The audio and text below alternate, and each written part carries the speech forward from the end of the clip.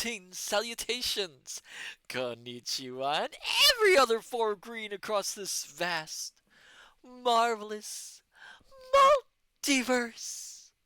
I am Matsu Quinox. This is Horace, and welcome back, my dear, marvelous, wonderful scholars, to the the study. Hello there, hello there, hello there. Hello there, Sophia Ignacy. Congratulations on getting first, finally. Oh my goodness gracious, it's been a while. Hello there, Yulian20. Welcome. Yes, indeed, it will be movie time, though it is going to be a little bit different. And hello there, Dr. Zadie. Welcome. Oh, hello there, Firefly. Welcome. Welcome. Welcome. Welcome, all my dear, marvelous, wonderful scholars. I hope you're all doing well. Uh, I'm sorry, I'm a little energetic. Oh my goodness.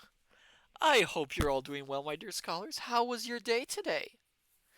Yulian20, yes indeedy. Yes indeedy indeed. Da da da da da da da. Blah, blah. But yes, sorry, I'm a little bit. I don't know. I had last time I was a little bit tired, so I had a little bit of caffeine to perk me up. I think I had a little too much. I'm a little bit shaky. Yulian20, my day was fabulous. Oh, wonderful, wonderful, wonderful, wonderful. I had a day off from my usual workings here at the study, so I just kind of relaxed along with Horace. It was a wonderful, nice day. Very well, actually, it was kind of busy in places. I did a few things, but otherwise, it was nice. Can't complain, can't complain. Ah, so, my dear scholars, about tonight.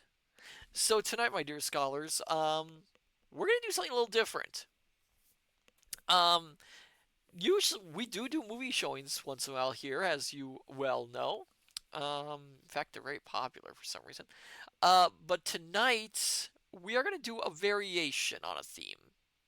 See, previously, just before this last week's stream on this date, we finished up The Prisoner of Zenda by Anthony Hope. And it was a really good book. It was fantastic. It was very emotional at the end. I remember that. But as I've mentioned before when I was reading the novel, The Prisoner of Zenda had a lot of adaptations. A lot of them. Quite a few movies were made and television adaptations, and some which were adaptation in name only, or at least took the plot and changed the settings. But there is one version of The Prisoner of Zenda which is currently in the public domain. Yes, there is a movie version from 1922. It is a silent film. Um, Directed by Rex Ingham for Metro Studios. I don't think it was Metro Goldwyn Mayer at the time, but it was Metro Studios. Um, and I thought it might be a good idea for us to watch the movie and compare it to the book. So rather than my usual running commentary where I discuss like the various behind the scenes workings of the movie, we're going to watch the film and we are going to talk about how it compares to the book. Now, this might be everything from the way appearances and descriptions of characters are different, or the way characters are portrayed. That means the same thing, doesn't it? That means the same thing, doesn't it, Horace? Okay, I meant, for instance, plot points. If any plot points have been changed, we'll talk about it. I won't pause the film because the film actually is almost 2 hours. Yes, there were silent films which were quite long back then. Usually 20 silent films are fun. Yes, they can be very fun. But we'll be talking about how the movie and the book are different, what the comparisons are, how they are the same. Might throw in a few movie trivia points, and at the end we'll just discuss it and tally up, the differences. Now, this isn't going to be a discussion on which is better, the movie or the film. It will not be that. Rather, this will be a running commentary on what we see about the movie, what we see about the book, and how they are compared. So then, let me part the curtains, and before we start, I will give like a very loose little little mention about things. All right. This film was made in 1922 for Metro Pictures. The print we're about to see is derived from a UK re-release, so there are some differences. I think this is the UK re-release version. There were some re-release versions. It is adapted actually from a play version which was adapted from the book. So we are seeing essentially the book two times removed. Rather like how when you watch Frankenstein and Dracula from the 1930s, that they're both based off play adaptations rather than the novels, which is why, again, there's some differences. But, my dear scholars, I digress. Shall we begin our watch of The Prisoner of Zenda and see how it measures up against the book we just read last week? What do you say?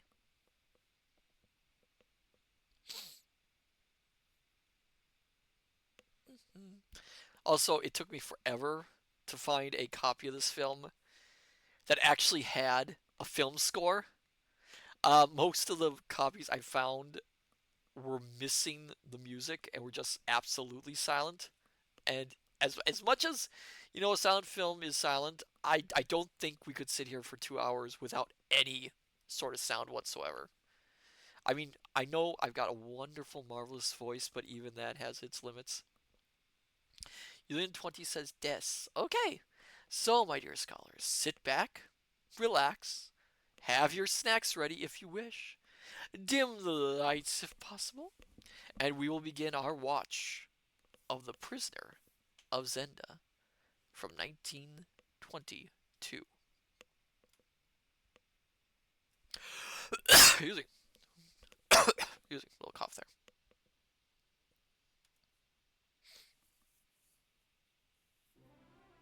Yes, I swear there's. Oh, there's the music.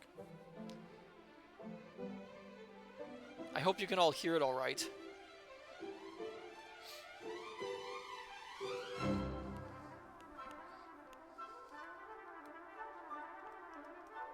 Oh, good, good. So, jury Metro Goldwyn released this. It's revised by Rex Ingram. Alright. Yeah, this is the UK re-release, because Raymond Navarro, while he wasn't quite the big name he was later, but he's actually not the main character in this film. So the UK re-release actually pushes him to the top. In 20, he was hot at this thing. At Burlington Hall, Yorkshire, the historic home of the Barons Rassadal. So they kept that intro from the book. And I'm guessing this is Rudolph? Oh, yes. Okay, so this is so far keeping very close to how the book begins, more or less. But of course, they can't keep in the first-person narration, like in the book. That's not very easy with a film.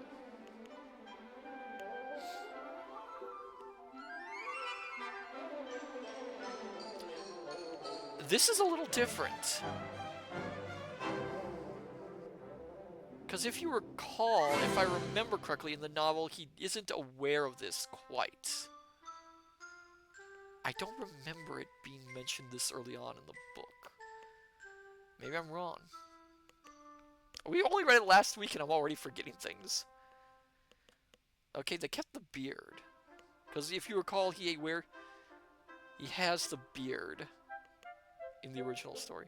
It was good reason for Rudolph Rassadal to have interest in Firefly. Were they both named Rudolph? Yes, they were. Since then, it had been an open secret that the blood of the royal Elfberg line ran in the veins of the English Rassendals.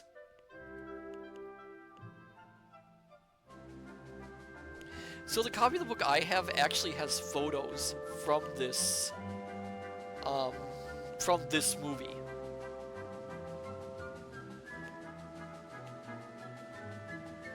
And that's, I'm supposing that's the ancestor who had an affair with the king and fled and had the child who Rudolph is a descendant of.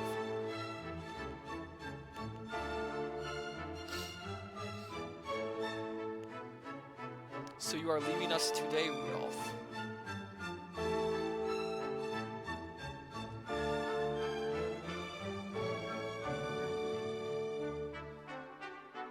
Going hunting again, I'll wager. Where to this time? I should just do this voice as I did before. Why, probably the Black Forest. I haven't decided yet. Yeah, this is awfully quick. The novel has a little more explanation.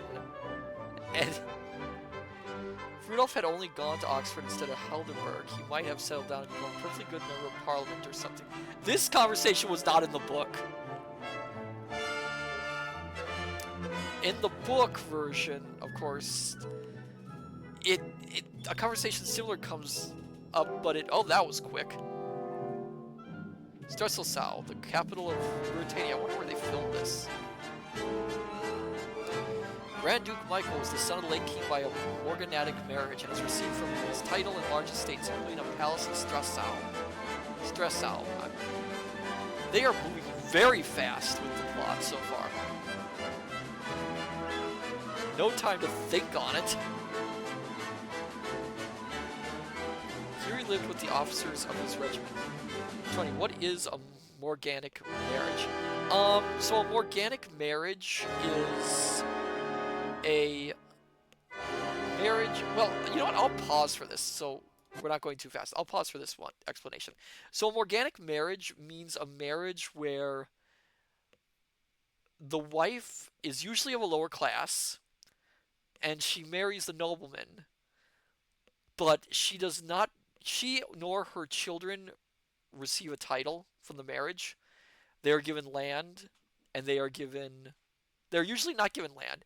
They're usually given, well, some place to stay and money. Usually just money. And that's it. And they do not get acknowledged usually as part of the, what's the word? What's the word, Horace? They don't get to inherit anything from the family. They can't be heirs, yes. Yes, they can't be heirs. They are allowed money. They're usually given a stipend or some sort of salary from the family, but that's it. They are not given any sort of title. It's unusual in the book notes that it was very unusual for the king to actually give a title and a land to Michael, because usually he would not receive either of these.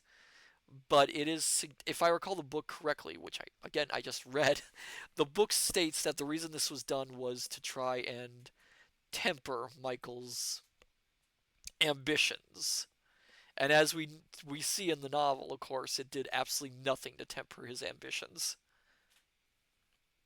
So this part is interesting because we're being introduced to characters way, way earlier than they were in the book. De Gontet.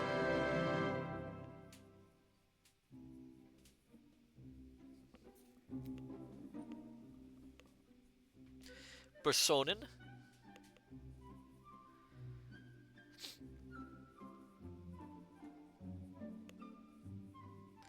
Deckard.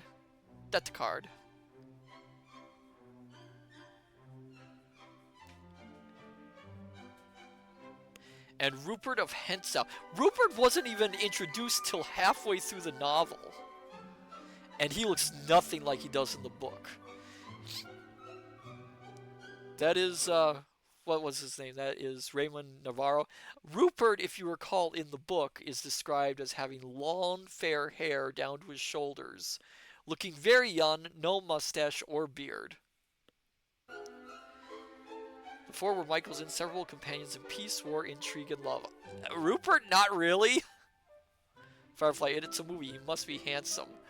Rupert is not really his companion. Here's Michael. But yeah, these characters were not introduced until much later in the novel. For most of the novel, it's just Michael doing most of the hard work himself with some nameless men.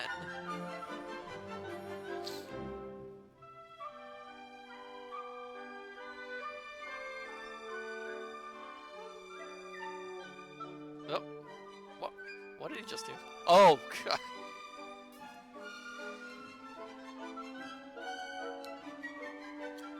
I'm very much guessing that the reason they changed Rupert's look, the king has played into our hands. He has gone to my hunting lodge at Zenda to stay until coronation day. Okay, and this is different. Because while Michael was hinted at being villainous early on, and we, of course, confirmed rather quickly, we don't see anything from Michael's end about it.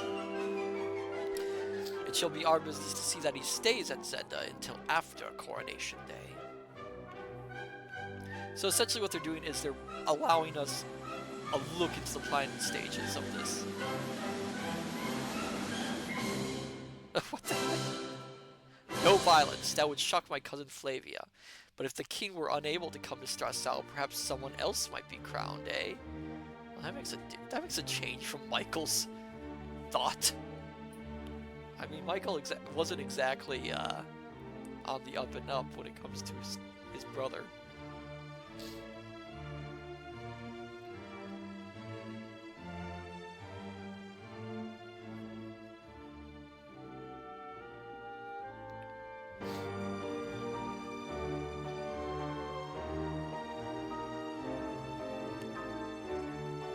Oh wait, are they?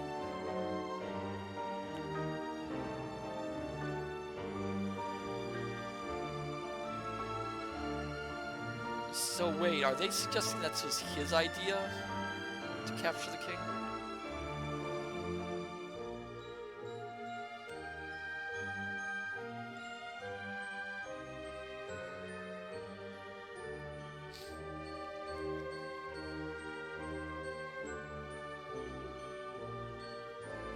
And Hensau, when you know beyond any doubt that the king is out of the running, send me this message. All is well.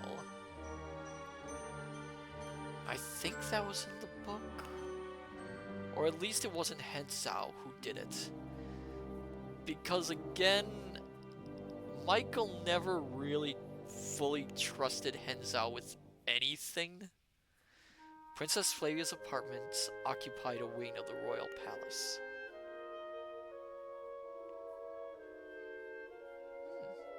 Nice place.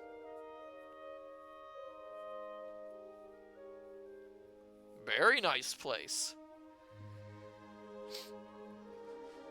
Although the people divided their allegiances between King Rudolph and his half-brother Duke Michael, they were unanimous in their love for Princess Flavia, the orphan cousin of the king. Oh, yeah. I'm trying to remember if they mentioned she was an orphan or not in the book.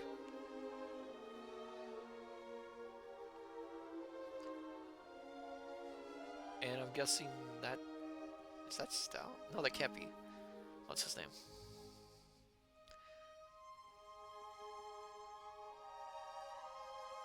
They are really...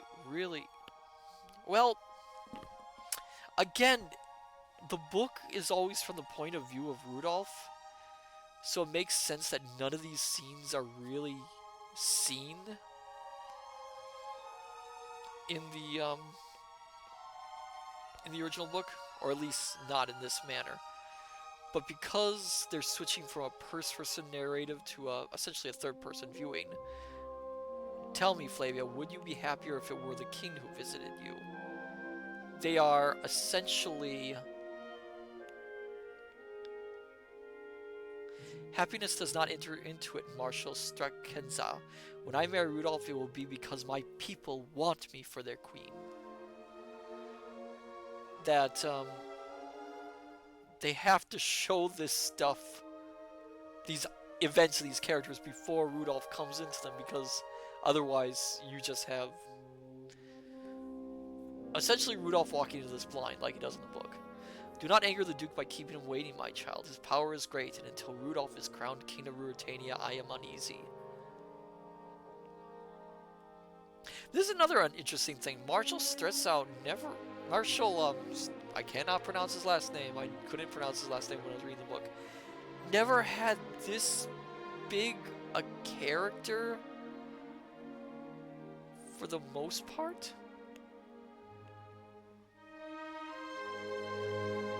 It is true that the people are disappointed with Rudolph, but you are their idol. When he is your husband, they will be satisfied.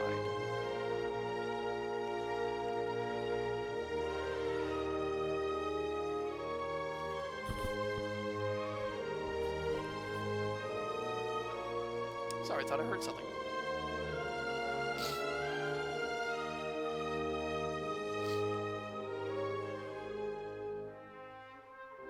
Marshall really isn't important plot-wise until essentially the end of the book. A little head wiggle there.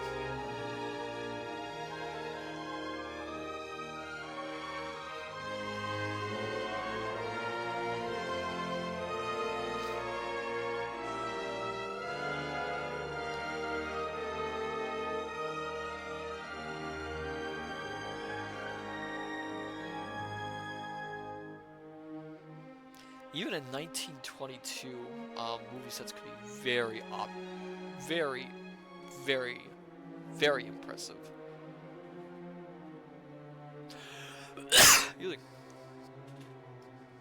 I'm really curious about how they're gonna handle the bits with Rudolph later on. I mean, our Rudolph, not, you know, King Rudolph.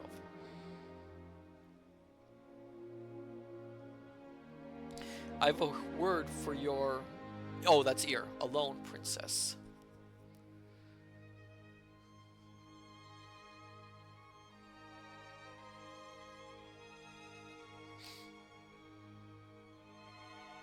I have no secrets from Helga.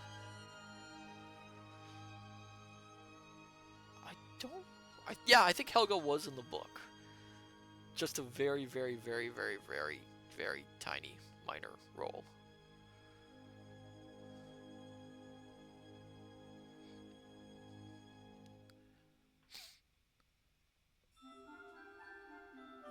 Dear cousin, I have come to assure you once again of my undying devotion.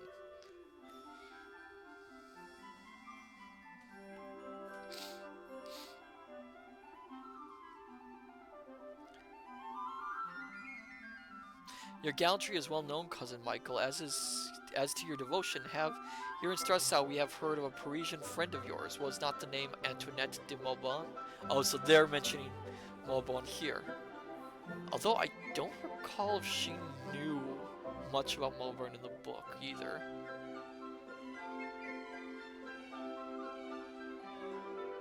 Oh, she's enjoying this.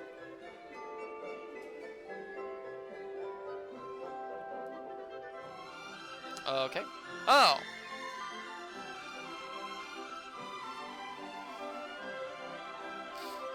I'm honestly not sure what that scene served in the movie.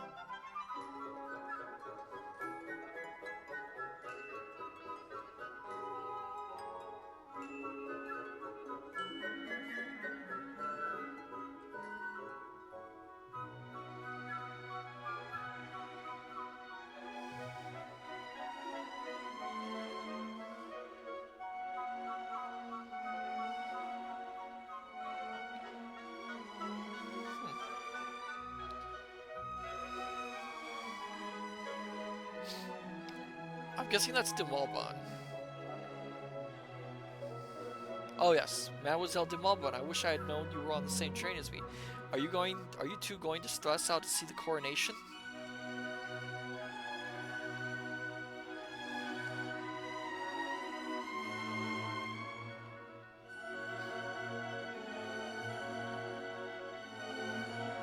I am stepping off here for a few hours to see the famous castle. Perhaps you have heard of it.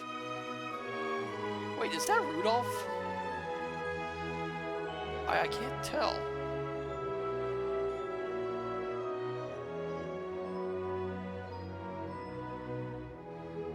Yes, the castle of Zenda on the estate of Duke Michael Estressa.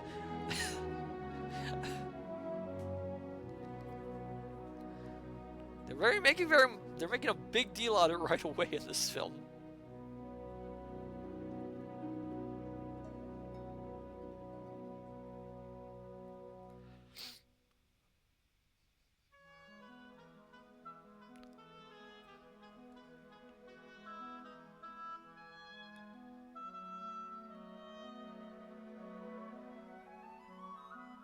Perhaps we will meet at the coronation tomorrow.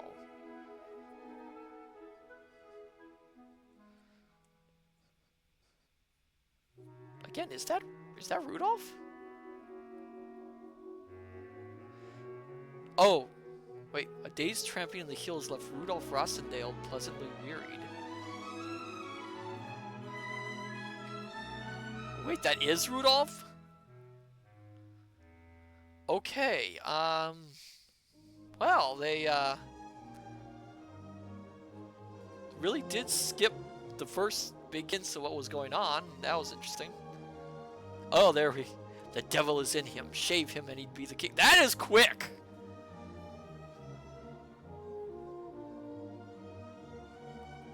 And I'm guessing that's Fritz. And, can't remember his name. Oh, I'm forgetting names. I'm good. Sapp. Colonel Sapp, Chief of the Staff to King Rudolph. This gentleman is Captain Fritz von Tarlenheim. Oh, good old Fritz.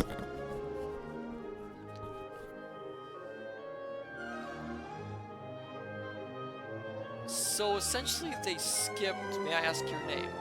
They skipped the entire little bit about people mistaking him for the king, or at least giving him double glances. I knew it, you're of the English Rossendales. They are really speeding through all these characterizations. Sapp looks like he pretty much should, I think. Why, Fritz, you know the story. Oh, are we going to hear the story movie?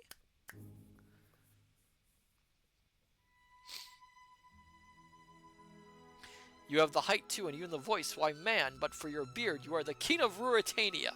He's not king yet.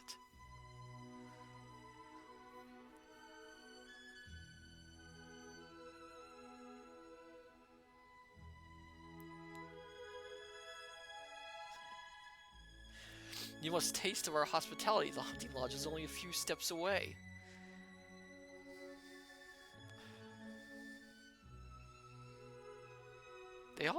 I think they also skipped the whole bit with meeting Johann early on. Because I believe he was staying there, and then they met him and took him to the hunting lodge. Which is interesting. Are we going to get Johann later on in the story? Yeah, I don't know why, but when I was reading, I pictured the hunting lodge as pretty small. Dame Nature is not supposed to repeat herself, but it is ever the exception that proves the rule. Firefly, this is a very romantic soundtrack. Well, it is sort of a romanticism story, I suppose.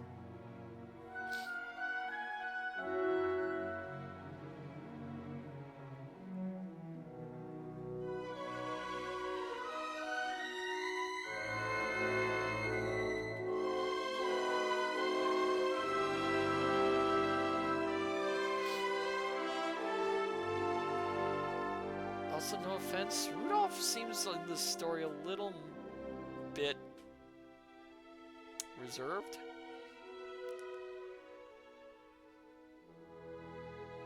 One of the English Rossendales.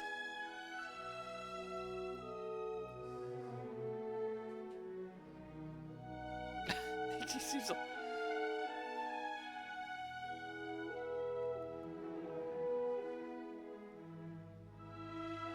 see, do they? Well met, cousin. You must forgive me if I was taken aback, but it's early in the evening for a man to see double.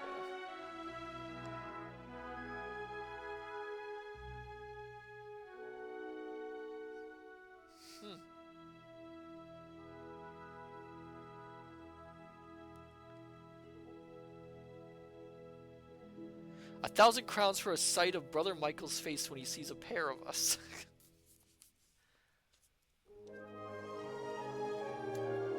So question, are they gonna keep the old woman who accidentally rats them out? Or what is going on with this story? Seriously, I question Mr. Rasandal's wisdom in visiting Stressau just now. Well, if you read the book, you know it wasn't really much wisdom involved in choosing this place. Rather than cause your majesty embarrassment, I will leave Ruritania today. Really? That's a change! Firefly, people are never as reserved in their head, book, as in person, movie. Yes, that is true, that is true. No, by heavens, you shan't. You shall dine with me tonight, happen what will afterward. That is true, Firefly. Because in the book, he was not that reserved. I mean, he was polite, but he was anything but reserved. An extra place, Joseph. Oh, there's Joseph. My cousin will dine with us. I remember Joseph.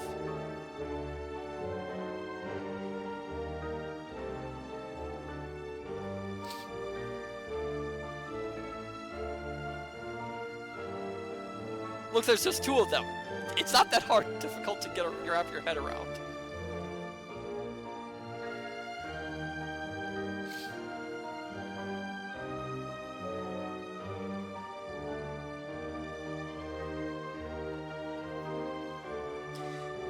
And in a private dining room of the Grand Hotel in Stressau.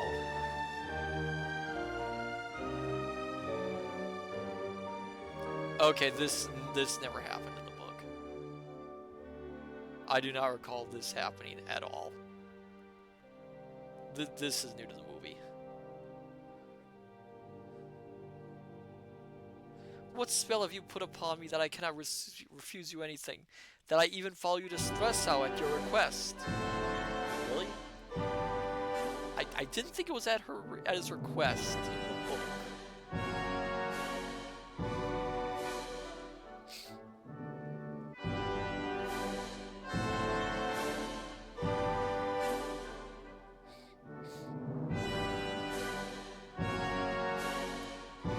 In honor of the English cousin.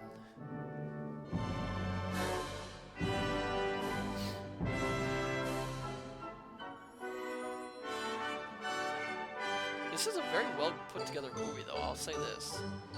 And I think this is the first film version of The Prisoner of Zenda.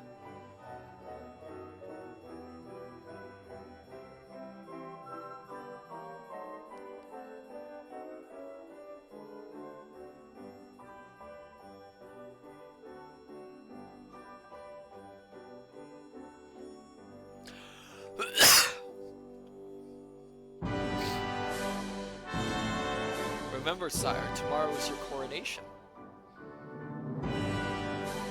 Okay, so they skipped the entire bit at the inn that they stopped at. That what's his name stopped at? Rudolph stopped at. I suppose it would make sense because that would save time.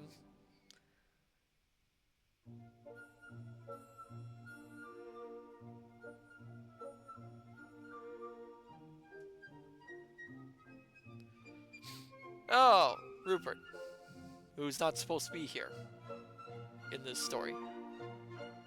Well, at this point in the story. Although, again, I could see why they would do this. Because Rupert, while he's really important to the story, he just kind of comes out of nowhere. And then completely takes over the plot. So having him involved in earlier little bits would make some sense. His Highness Duke Michael of Stressau sends this wine to the king and prays him to drink for the love he bears his brother. Well, you should probably think twice about that sort of thing. You would think he would be, well, seeing what Rudolph is like.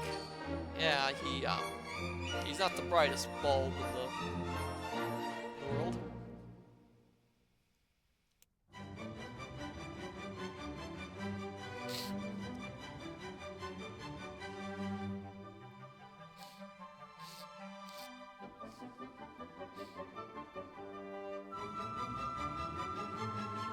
It's so weird not to have Rudolph's narration going on. He's just kind of sitting there smiling.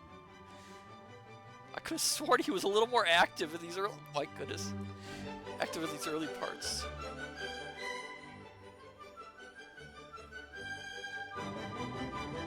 My brother may be a rascal, but he knows a good wine. He knows a good steamed ham.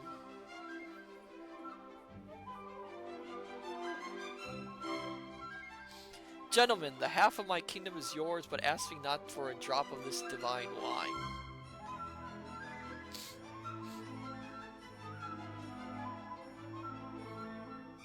And they're just sitting there. They're sitting here. He's speaking in. They're just kind of not doing anything.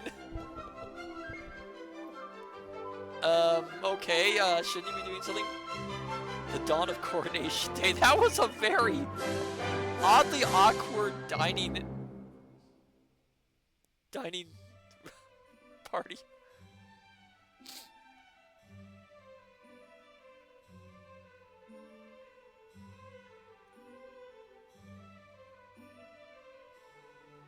Okay. Well, he is done. I have spent half an hour on him already. It looks as though he'll not come to for hours.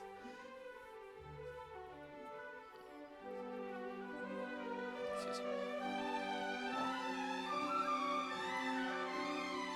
The last bottle, drugged. Oh, what do you think? Take it all in all, a very pretty plan of Black Michael's to keep the king away from stress out today. This is pretty chipper music for something so dark.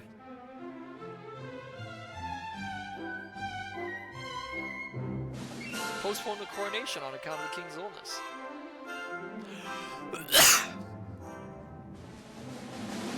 The people know his illnesses. Besides, if it is postponed for any reason whatsoever, Michael will seize the throne himself. Rudolph, take this a little more seriously, okay?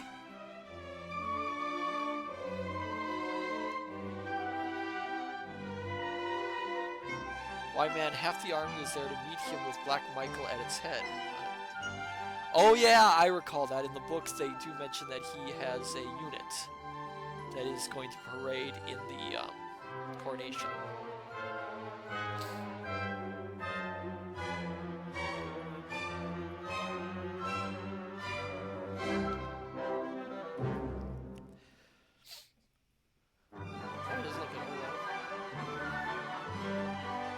As a man grows old, he believes in fate. Fate sent you here.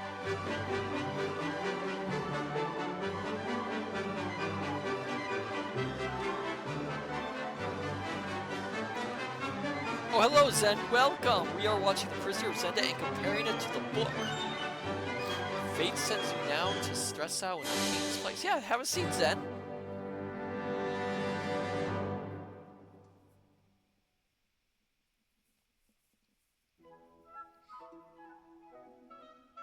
The king shaved off his beard yesterday. That will account for any difference people may notice. That happened in the book too.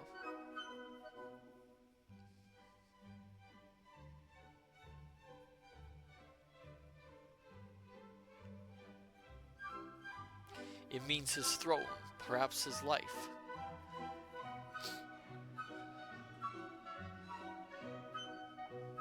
Again, Rudolph seems weirdly reserved in all this.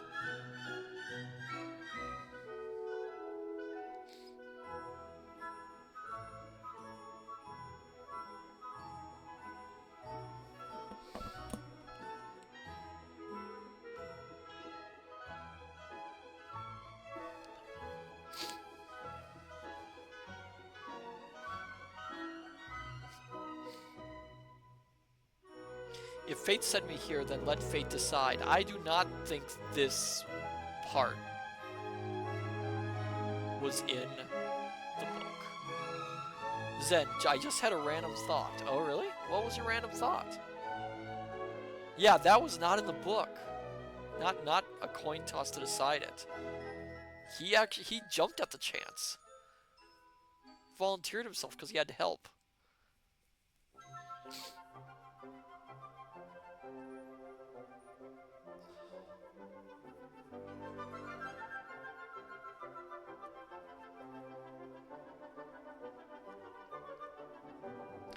Shonen, we shall soon see now whether that old bear sap will dare to go back to stress out without his cub. Again, these characters were not in this point of the novel. Zen, how do you think the evolution of the silent movie would have progressed if they had the ability to overlay subtitles on film? That's a good thought. That would have been a natural evolution of the intertitle.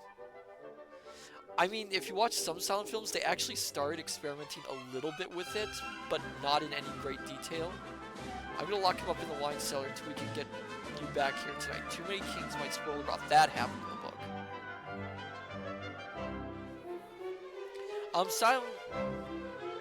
Some silent films later did like add words onto a scene. I saw one featuring a boxing scene which included the 1, 2, 3 right on the screen rather than an intertitle. So it was possible, but I don't think they ever really did it for some reason.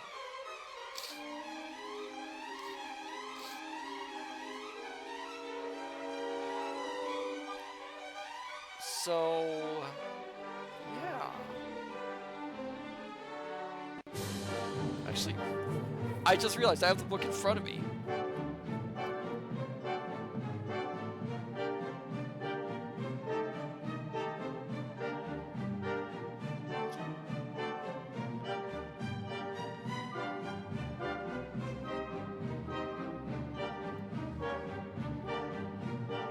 Yeah, the coin toss never happened. He jumped at the chance. Well, he didn't really quite jump at the chance, but he decided to do it. He was a lot more exuberant about this whole affair than thing. I just realized I had the book in front of me and I could check this stuff.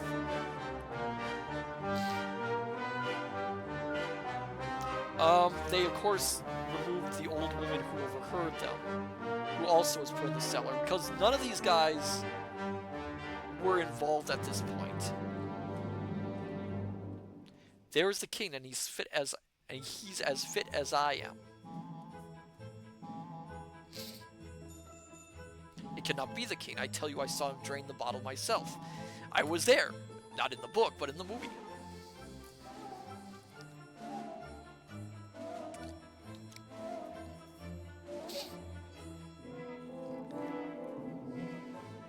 Well, speaking of appearances with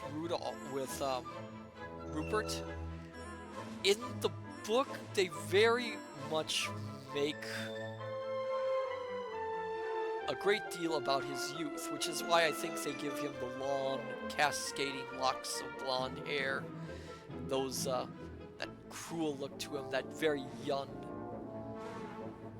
style, to make him essentially make his youth stand out more. At high noon.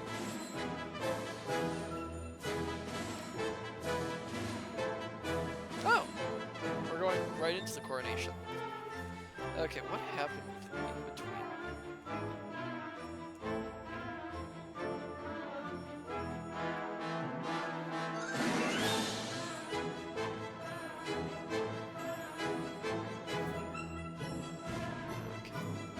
No word from Hensao yet.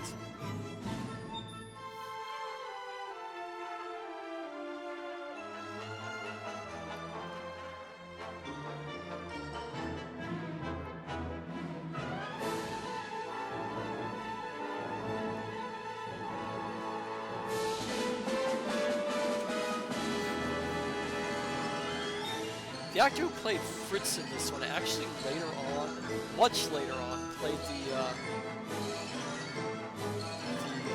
clergyman who presides at the coronation in another version of the Prisoner of Zenda.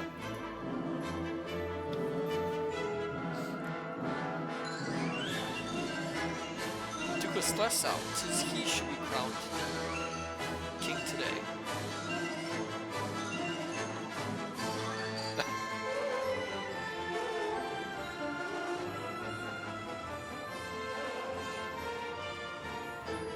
All is well. Salutations to Michael I, King of Ruritania, Hensao. To Michael 1, King of Ruritania.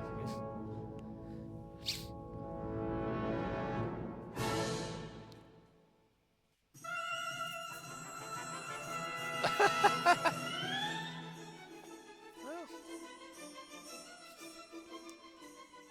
Zen, wow, murmurs of dissent at a coronation. It's like ants on a picnic. Oh yeah. Okay, let me see.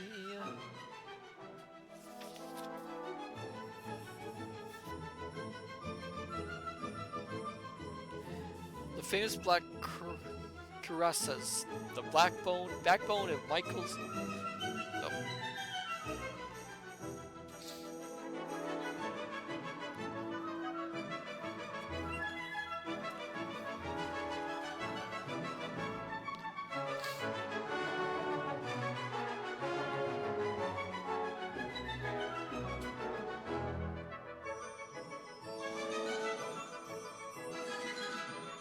this is interesting again because they're moving events around a little bit. Because Michael comes late to the coronation. He's not there already. And they're skipping, of course, the entire scene of going through the city, which it was interesting.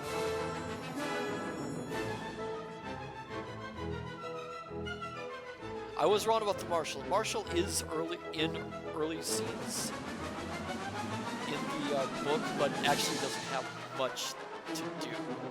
Zen, Blackstain crosses to be stylish as heck. Yes.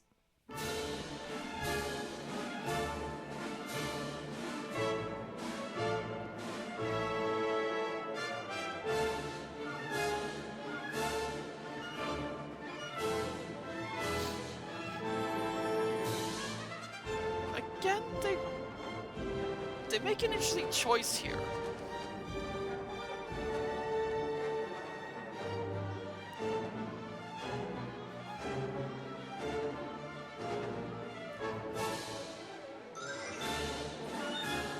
Because in the book, Rudolph kind of really throws himself into the role pretty quickly. Zen, he does not walk like a king. That is true.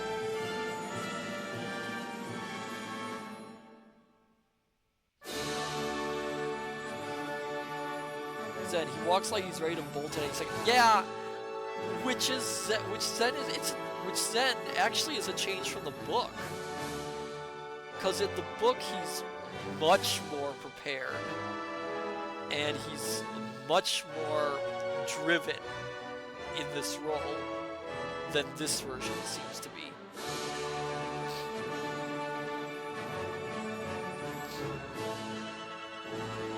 Probably because in this version he's going more by a chance decision, rather than what it was in the book, where it was, let's do it, let's do this. Who knows but that the spirit of the Countess of Velia looked down with wondering eyed when her great-grandson was crowned King of Ruritania. Wondering pride. There.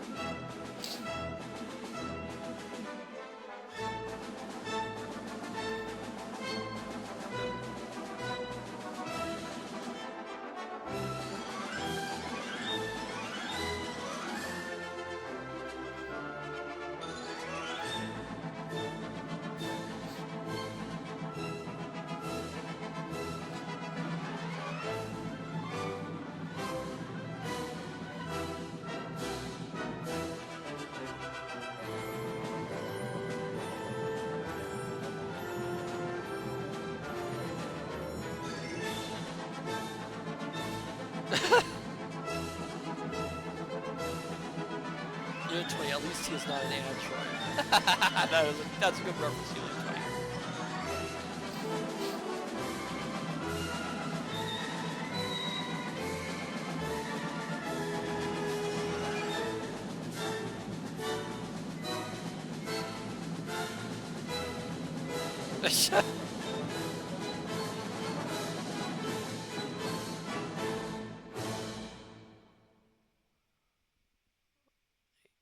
Oh, yeah, that sort of behavior isn't in the book. Zen, I don't care how big your lungs are, you cannot sing over a pipe organ. That is true. And there's no, oh, there's the music.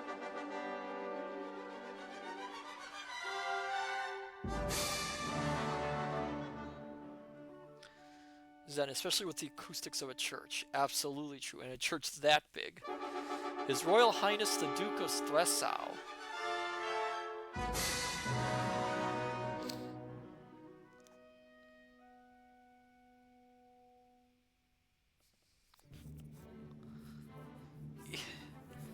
Private Maverick Dakar? I don't know. The well, Yuli talking, well, he isn't a happy camper. No, he isn't. And in the book version, if we recall, Rudolph kind of, well, of course he knows Black Michael's behind it, and he kind of really takes a delight in really digging into Michael about it.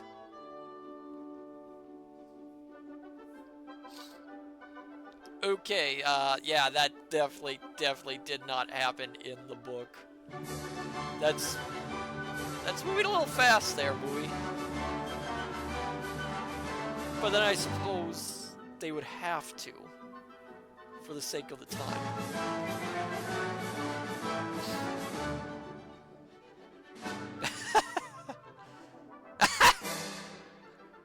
Oh, poor Marshall.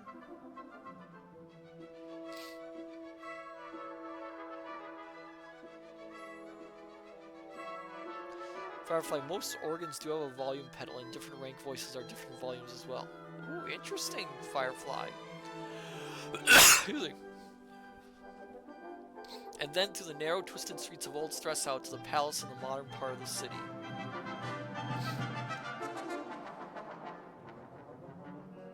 Because we don't have the budget to show any of that. Oh, no, we do. Oh. So they're showing the scene that technically happened before the coronation. Huh.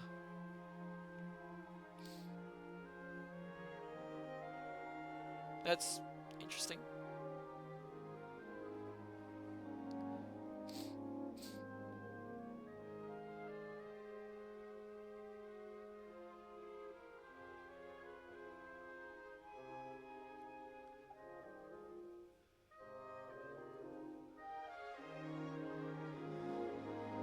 Firefly, so it is controllable to an extent, but not completely.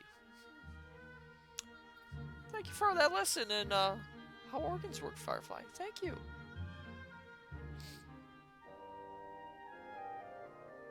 What's Flavia doing there with him? Oh, yeah, no, she was with him. Do you know, Rudolph, you look somehow different today.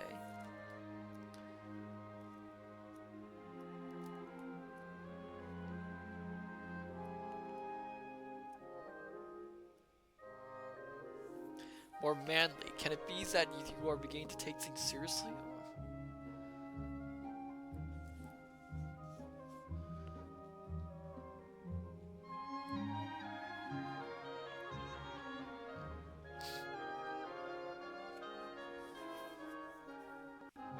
Oh, you know my views, Rudolph, although you haven't.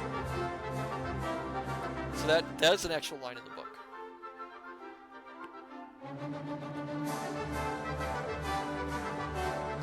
And when is the wedding?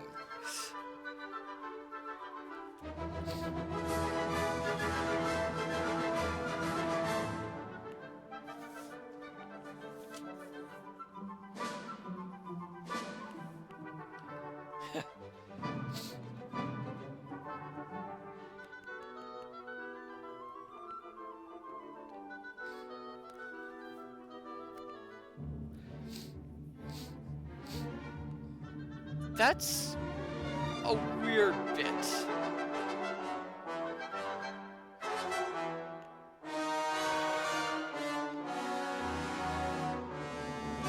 For Flavia, as well as Rudolph, the day had been a faithful one. That's a little weird, because we can guess why Antoinette is acting the way she is. Helga, did you not think that the king seemed different today? This scene did not happen in the book.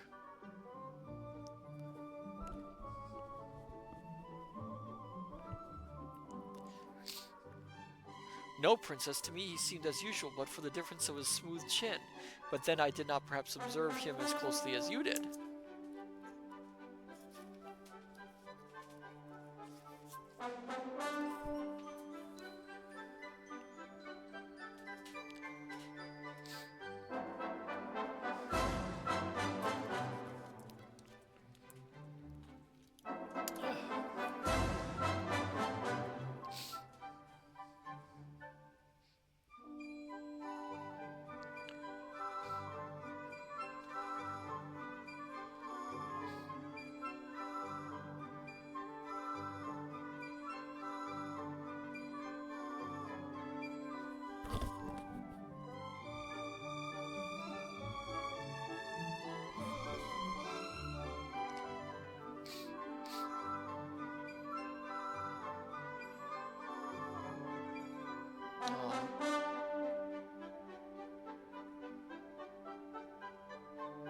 Also, where's Fritz?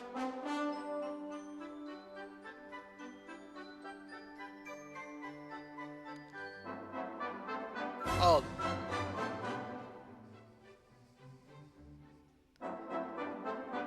They have got the king. Joseph died in his defense.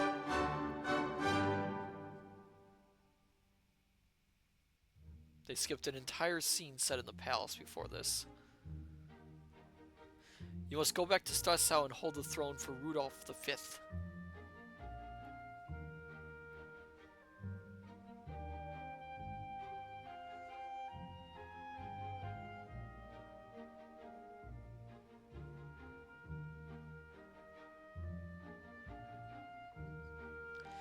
God bless my king.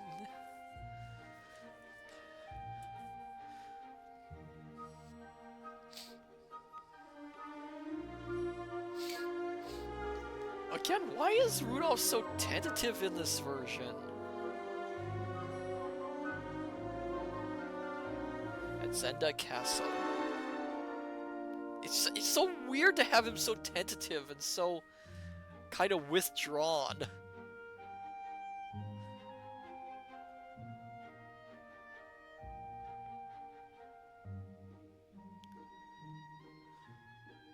And that's... oh, there we go.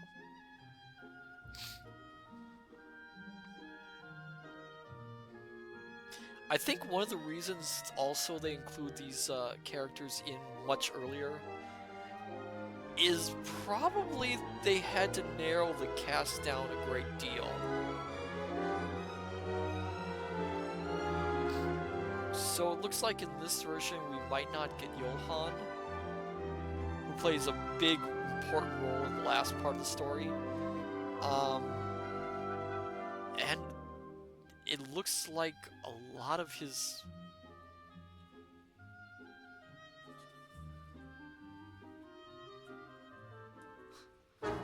forces are, but for that dog Rossendale, I would be on the throne of Ruritania tonight. Yeah, that was later.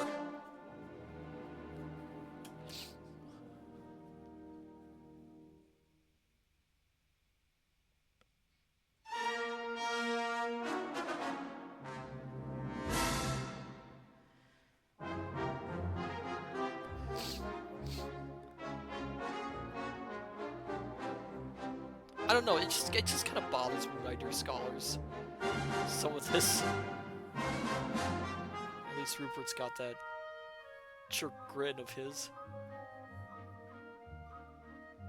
Will the Jacob's Ladder be in this version?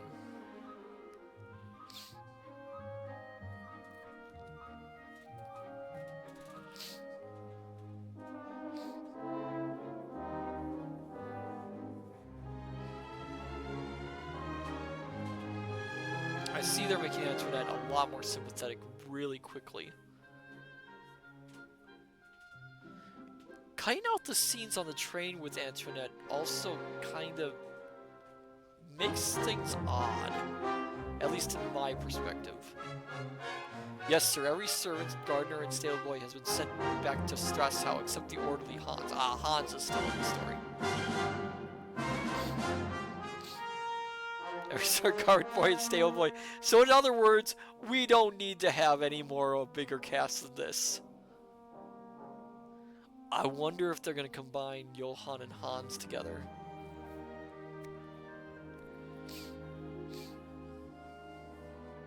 You, the Gauntlet, will return to Stress Out with me. Bring out the horses.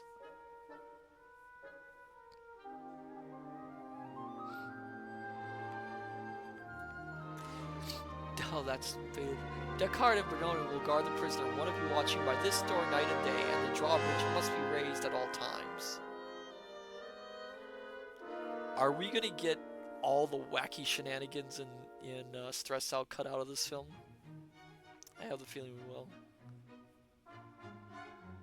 Oh, Hans.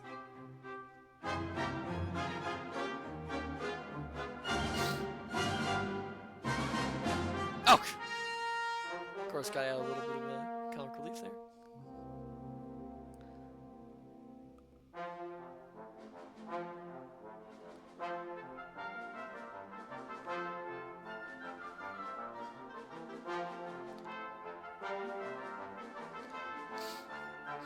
I mean, the actual set must have been pretty expensive to build.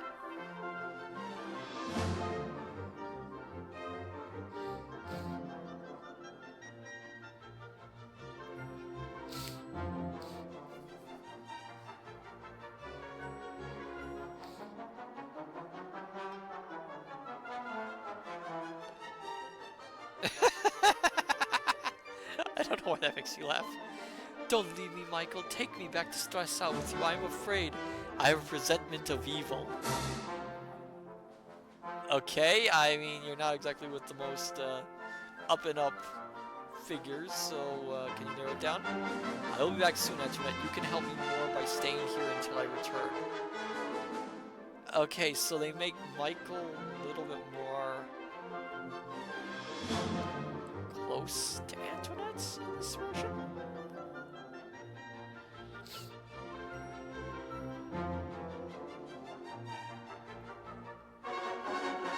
After the longest night Fritz had ever spent. Oh no, Fritz did stay behind, I remember.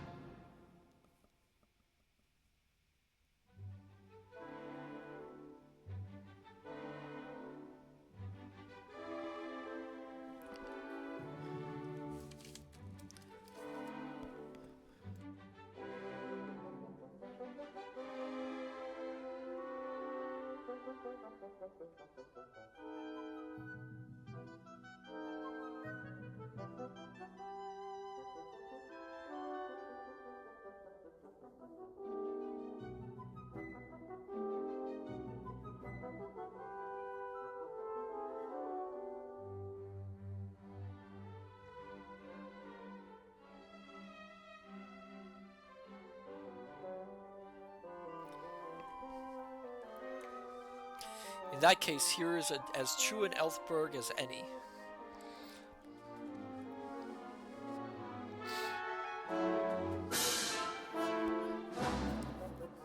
The throne shall be his before it shall be Black Michael's.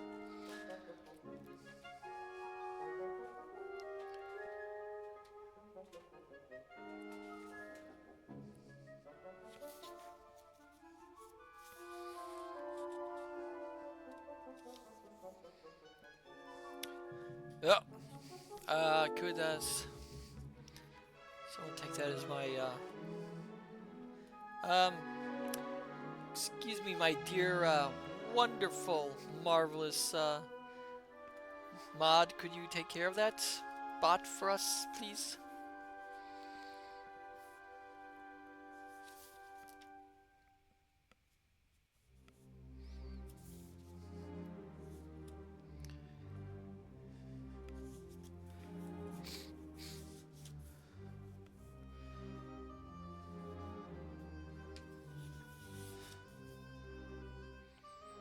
Wastes, if you're here, could you please get rid of that bot? Bot? A bot.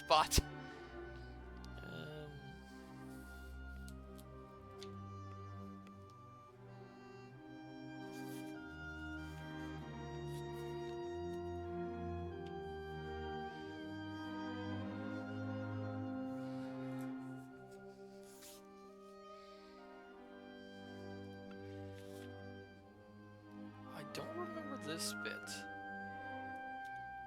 Oh no, maybe no, it was here. But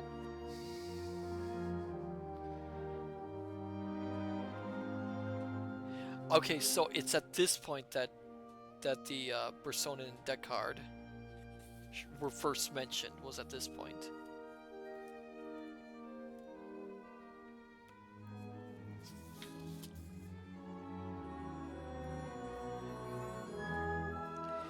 Which is funny because in the original book, and I was just double checking, it's 6 who hang out with Michael, not 4. And if I recall, Rupert is not counted as one of the 6. Mainly because Michael can't trust Rupert to do anything.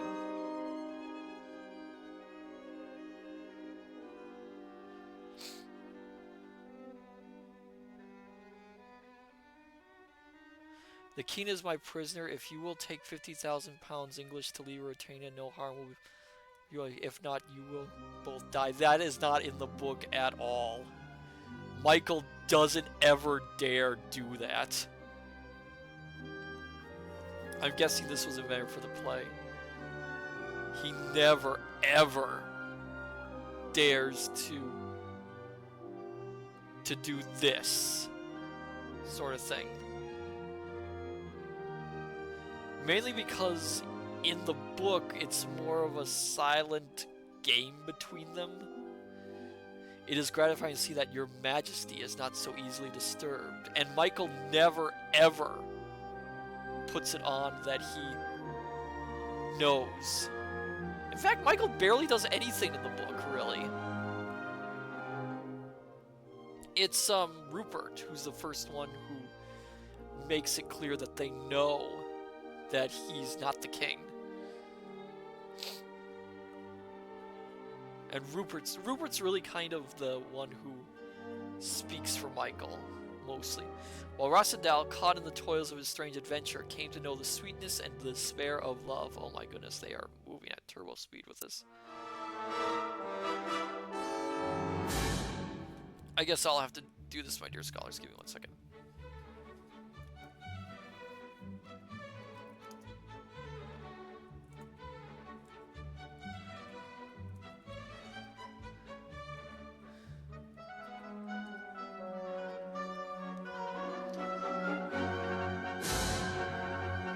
There we go.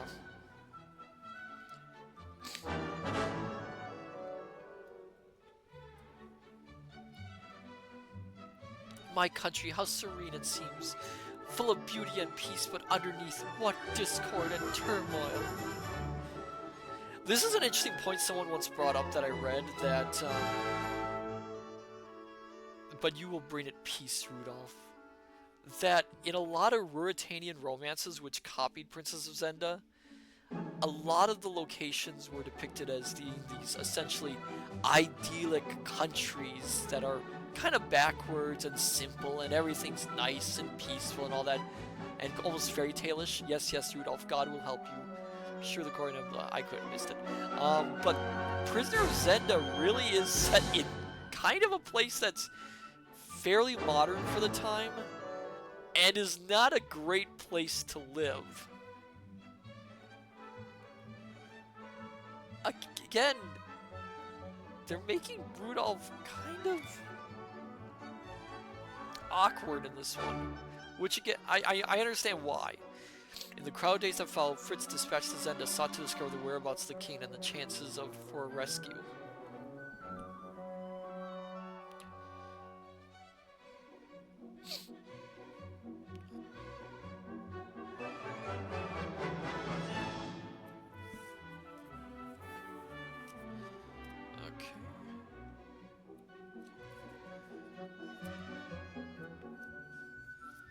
I ran across my good friend, Captain von Terraheim, in the forest and persuaded him to come back and meet you. That is not in the book.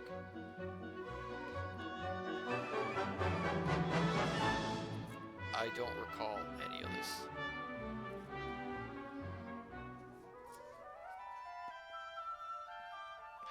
Duke Michael is at Strassau in attendance on the king. Naturally, he has a brother's concern for His Majesty's health.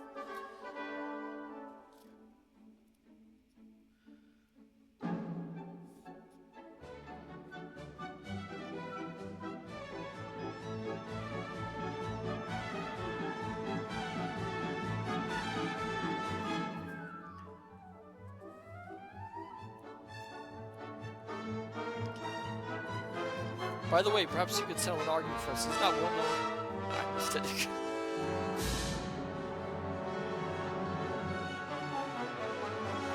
It is quite true, mademoiselle.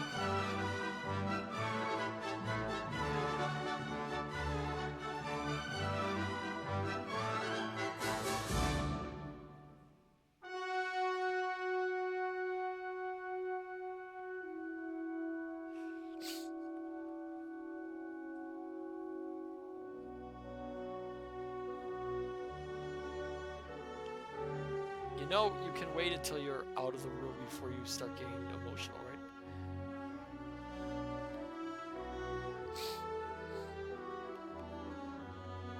Fritz in the book never... Oh, they did keep the pipe. Though it's not really like that. Fritz in the book never, ever dares do... Little aside to the audience. Never ever dares do anything like this. Oh, that is an old drain pipe. It has a funny name. We call it Jacob's Ladder. That is not what it was in the book. In the book, the pipe was newly installed. It wasn't old, and it wasn't really a drain pipe. It was just a pipe that hung from the wall. And God help the man who gets caught in that current. Behind the castle, the moat plunges 100 feet into the rocks below, which I do not recall.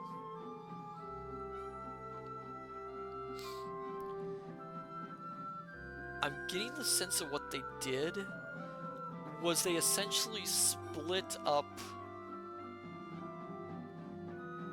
They essentially split up Rudolph and Fritz, which is characterizations, and gave some of Rudolph's boldness and action to Fritz. Because Fritz in the book is a little more nervous. Rosendal, the people are clamoring for a betrothal. You will have to propose to her. Yulian 20 is so confusing. It kind of is. You ask too much, Sap. I love her so myself that I can hardly trust myself in her presence. Moreover, in mourning, brings no word from Fritz. We start for Zenda ourselves. A lot of this is not in the book, at least character-wise.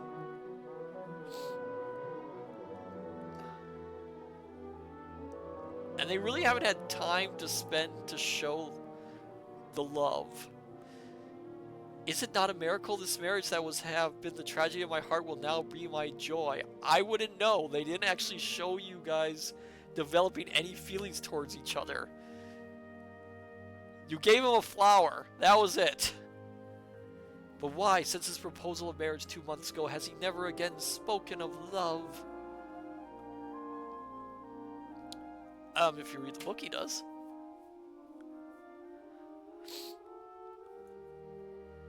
Well, Princess, he is waiting for you to accept his offer. Wait, what? When did the proposal happen? I mean, wasn't Sap just saying they have to do a proposal? So does that mean he did the proposal and it just...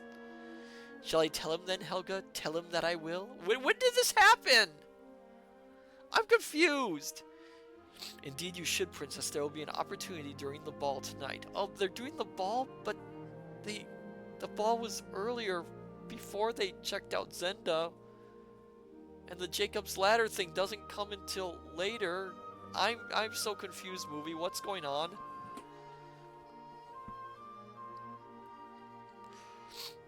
Why is Rupert just standing there? Shouldn't he be running around? What movie?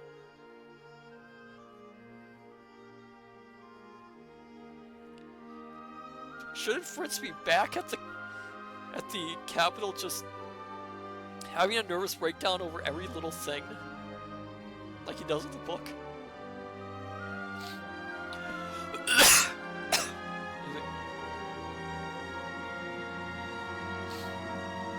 was just weird.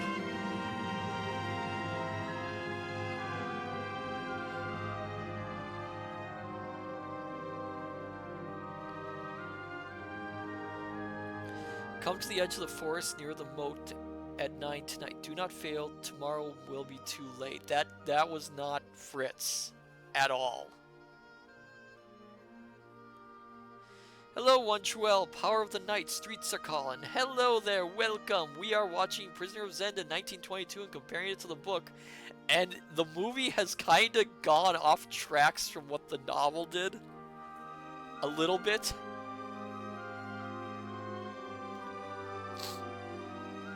Oh, that's a nice ballroom. Very 1920s. Montreal, don't you dare watch Notebooks without me. Well, we're about halfway through. 20, that is quite the set. Oh no, Montreal, no!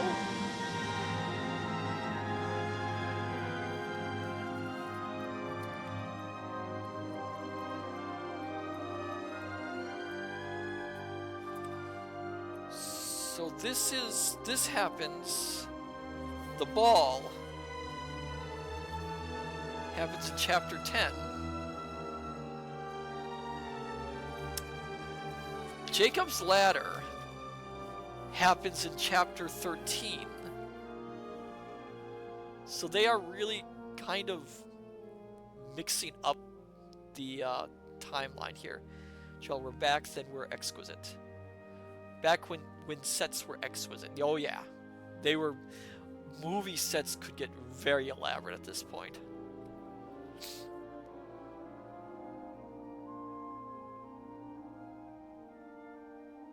What is he looking at? This never happened. Ever.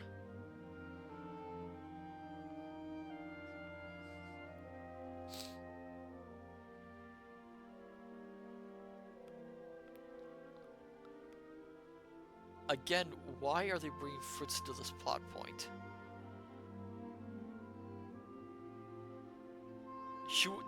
I can stay but a moment without being missed. It is in your hands to prevent a double murder tonight. Oh, are they taking... Oh.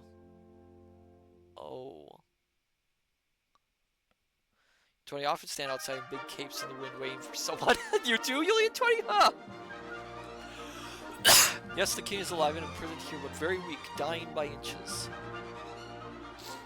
Montreal, Yulian 20, right? That's so mean.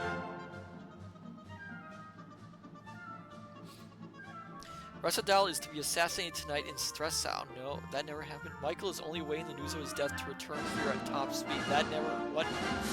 What assassination attempt? What assassination attempt happened in the book?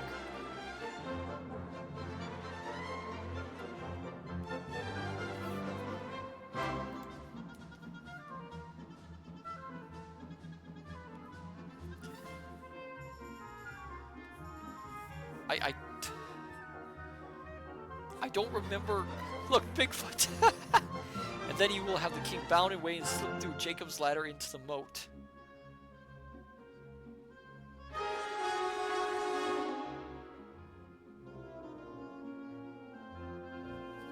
I don't... Michael himself told me, God forgive me, he trusts me explicitly. He does? But I cannot help him to the throne when it means his marriage with Flavia.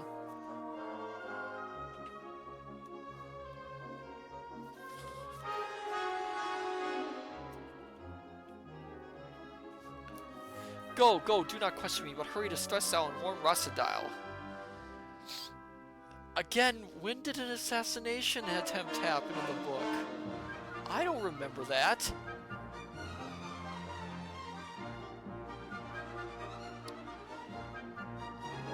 I don't remember this.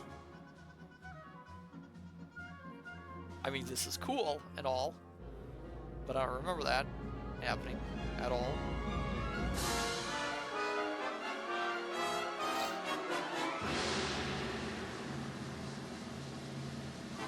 That certainly never happened. Okay. 20. Did you know oh. Did you know Flavia means yellow? No, I did not. Unguard, one true. Is that... What? Okay, book, tell me when this happened. Oh.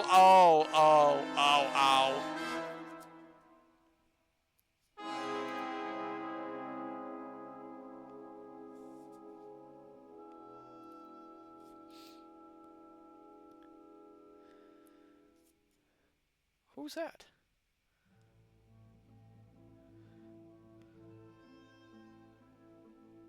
He'd have been a dead man long ago, but for the guard who watches in the room while he sleeps.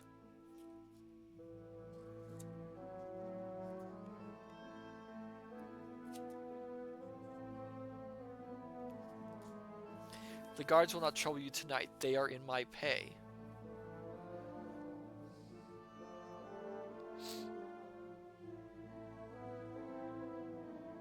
Is that supposed to be Johann?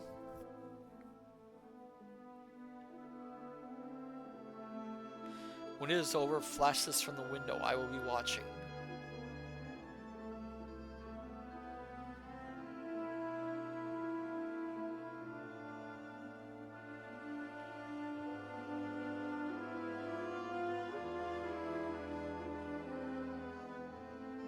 I am completely lost on what these events are.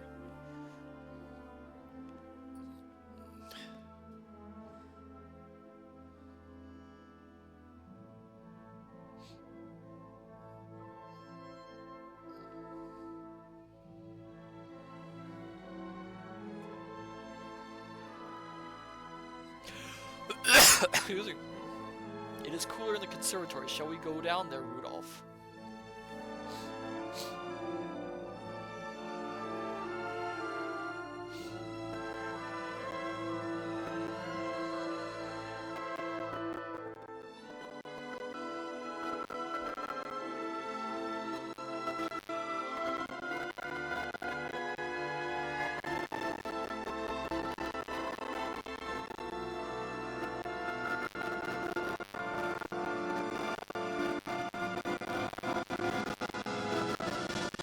Who went down the waterfall? I lost track. I think that's supposed to be... I think that's... Bergonin? I think it's Bergonin. I can't remember his name. Bergonin. Who went down the waterfall. Which is odd. Because he doesn't die till way later in the story. If I recall. I do not remember where Bergonin dies. But I know he never fell down a waterfall. The waterfall is not in the book.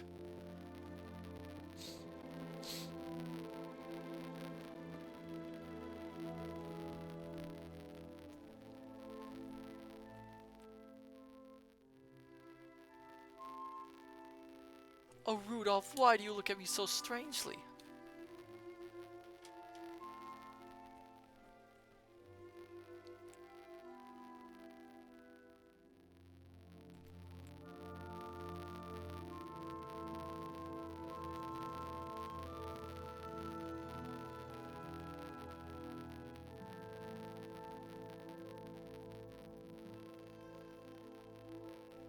The question she asked 2 months ago, which was not in the original book. You only try and just can't love her? Again, they just... Oh, Flavia, it is me you love. Me.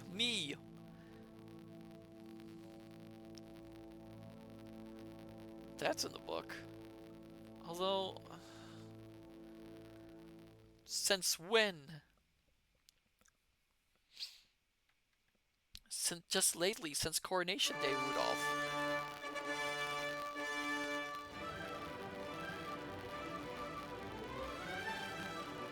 My husband never really told me. My husband never says that. Why are they playing the overture to the Mikado? Why? Are they just playing random pieces of classical music for this? I just realized that. Oh. That is funny.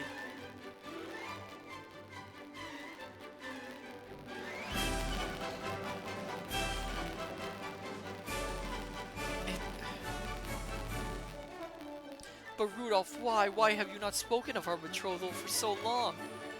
A movie.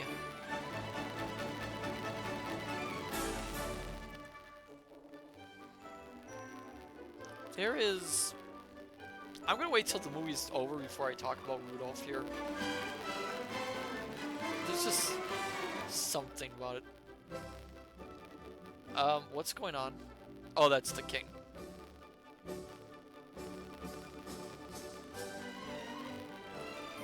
Why are we getting this scene? Oh, because he's torn.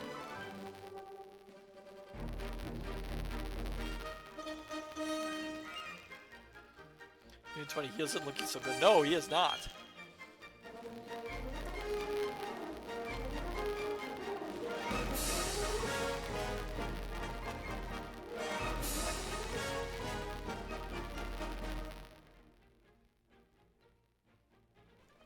Flavia, I am not...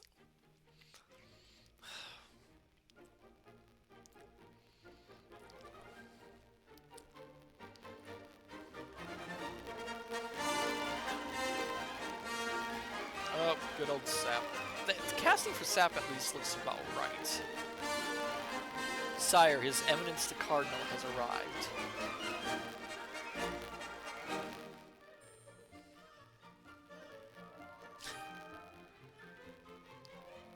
And Colonel Sap, a matter that has long been in question, is settled at last.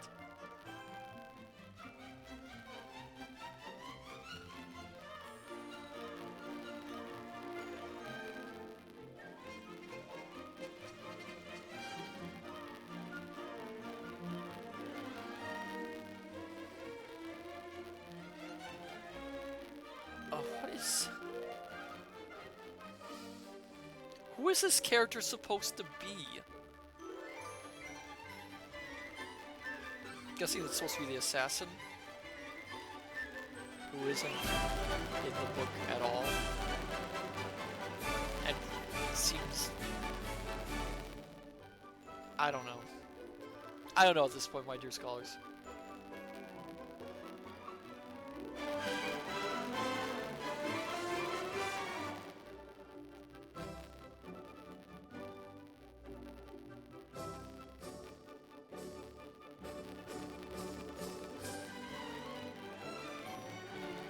An hour later, with the memory of a great defeat and a greater victory. What? Okay. I'm confused. Oh. What?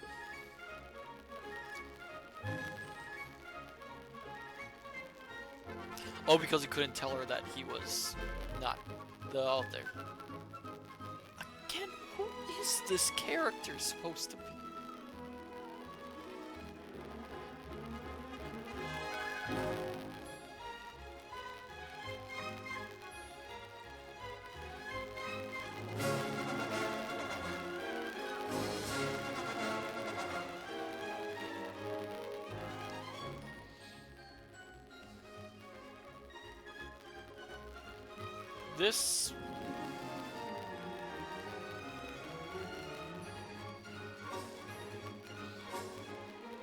This again never happens anymore.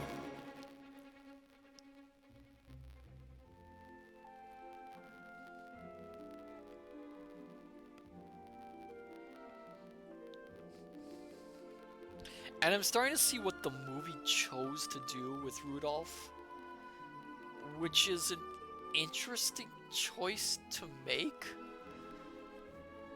but not a... It just feels a little bit odd for the story.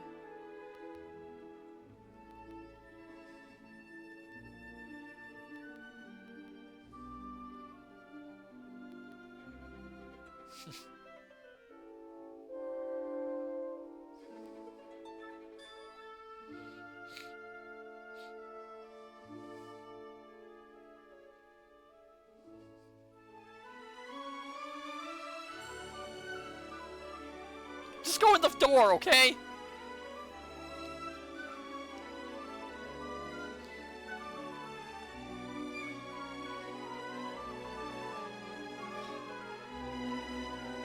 What? What? Oh, come on.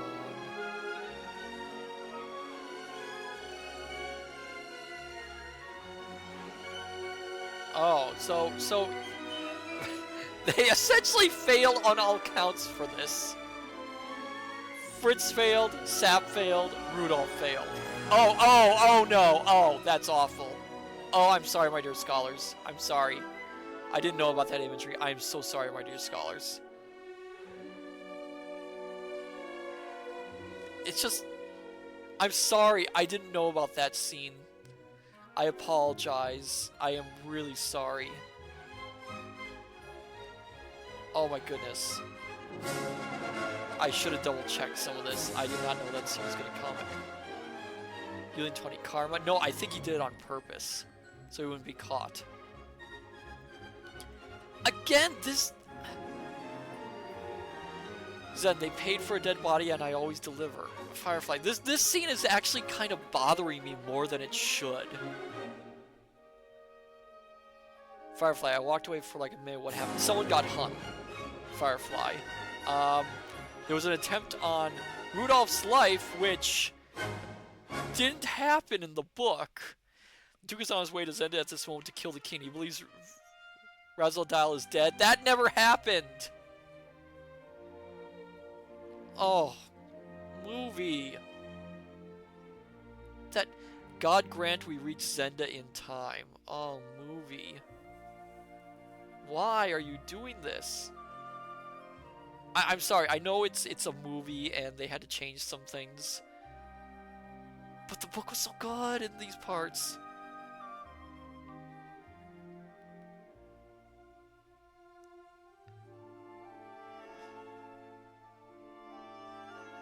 Where is Personen? He had better be here by the time Michael arrives. So it was Personen who died.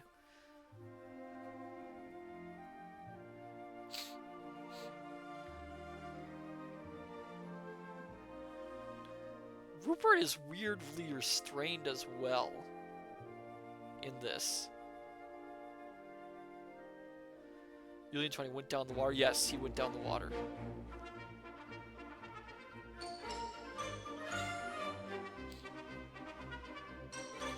Rupert, yeah, that's so weird to see Rupert not being a bloodthirsty maniac like he is in the book.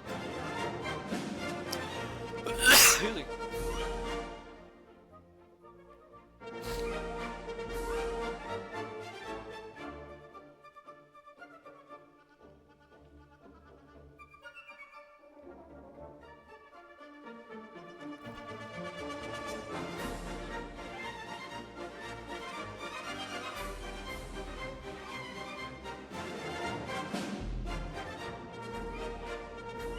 So, Montreal, let me just cling to your window. So, essentially, it looks like, unless I'm mistaken, they removed the entire planning sequence of saving the king. And made it so that she had no part in this. And this is... well...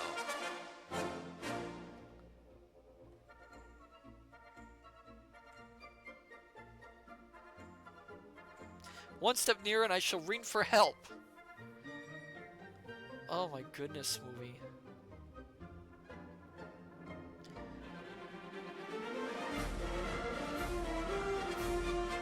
Montreal noted. Yes.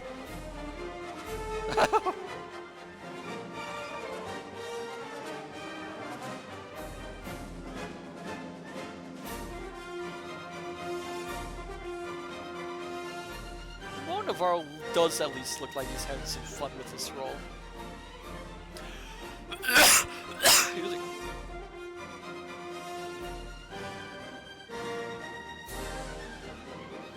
Montreal, those slaps he will love for the rest of his life. Montreal, he likes it rough. He does in the book, for sure. He's kind of a maniac in the book.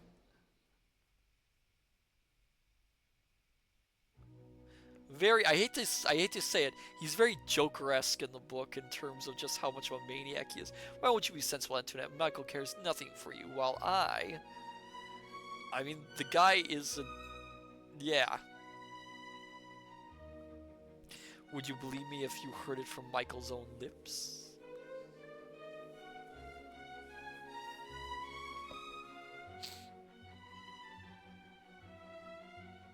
Maybe. Oh, she would.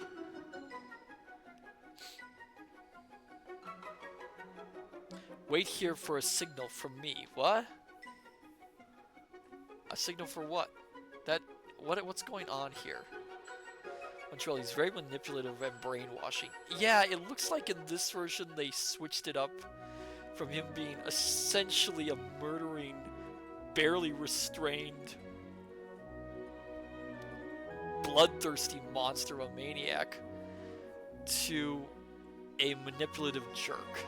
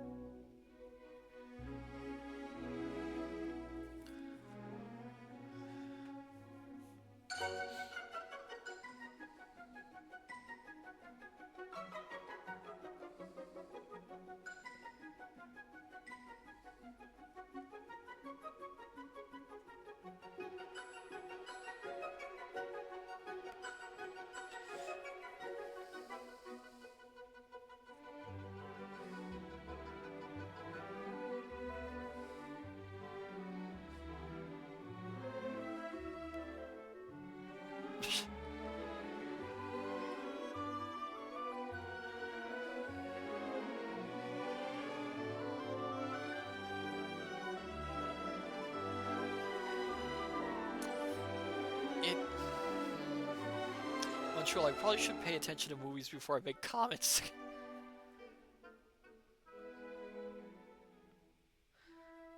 Montreal, I like the fun of watching movies with peeps. Aww. It just... Montreal, I'm usually told to hush. You don't have to hush in this regard. This scene is odd.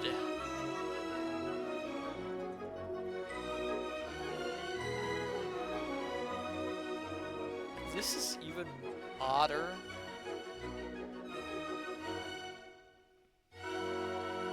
If it's going where I think it's going. I just love picking people's brains on movies we're watching. Ooh, nice. Yeah, this is an interesting adaptation, to say the least. I don't know why, but I find others' perspectives intriguing. I do as well, One Truel.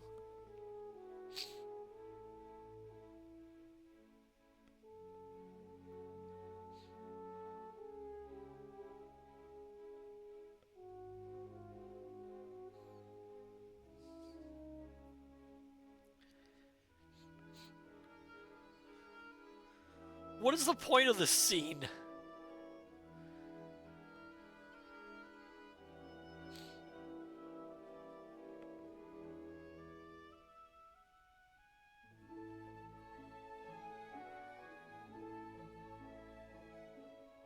What about your marriage with the Princess Flavia?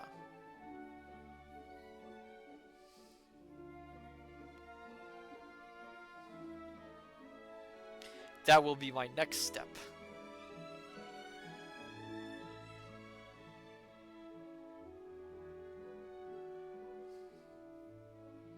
Montreal marriage. Marriage is a sacred bond. And what will you do with Mademoiselle de Malbon? Just keep her. Why not?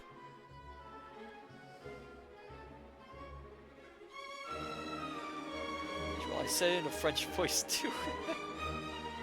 You've been thinking of her for some time, haven't you? Well, she's yours. That never happened. Oh my goodness. No. That is no. Oh my goodness, no. That was as far from Michael's mind as possible. Oh my... Really, movie? Well, I really dislike and absolutely love the Harry Potter movies. Interesting. This, that, what? No, whoa, no, no. They did my wrong bad. I mean, Michael and Rupert are nowhere near. Yeah, why did they do that? Now let us prepare Brother Rudolph for his slide down Jacob's ladder.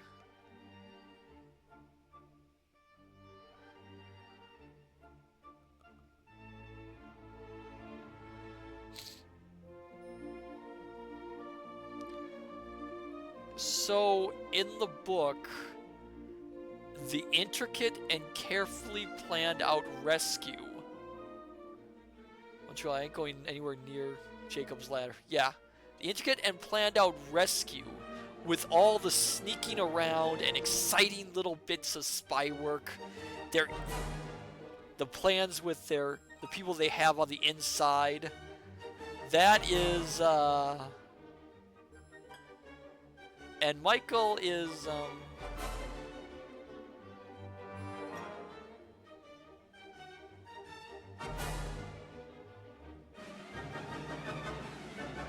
Michael and Rupert, So, what happens to Michael in this version? For God's sake, Michael, for God's sake, not that, Michael, my brother, not that. All the...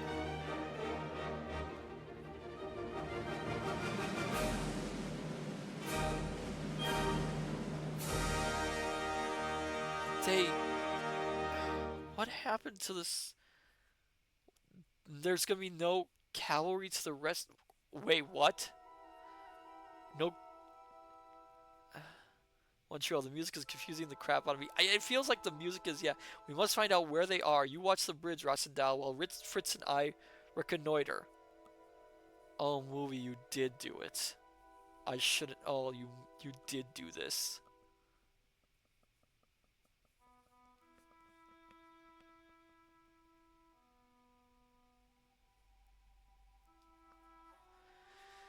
Oh.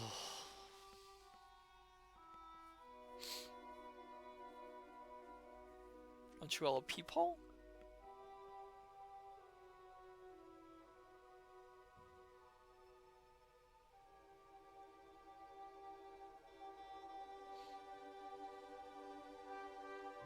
Is someone throwing birds out there?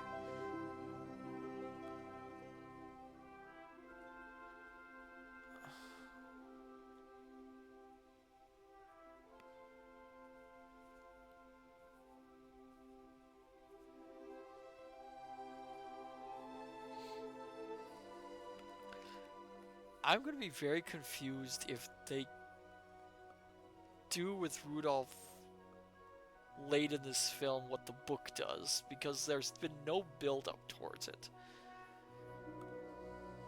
I suppose people who had read the book could fill in all the blanks. This just feels odd.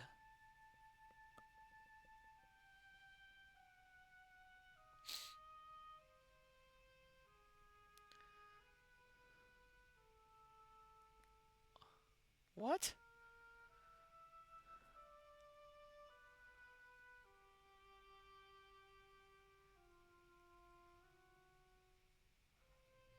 The gauntlet, the bridge must be down. Close it, and we'll have him trapped. Yeah, about that. Michael shouldn't be in this scene.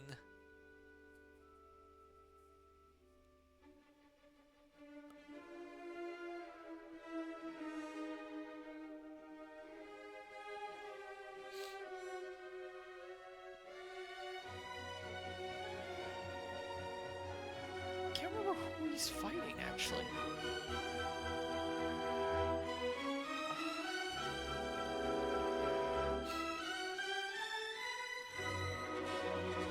I mean, it's interesting to see Rudolph once fighting Black Michael in this version, but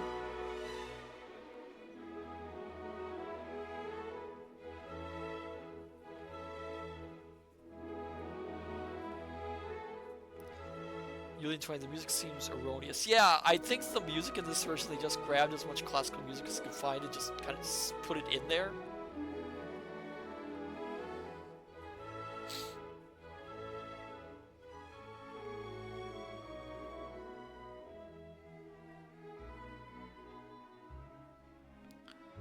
I hate to say it, Rudolph, but you have not earned this really awesome fight scene. You really haven't earned it. I am sorry. Not in this version, at least.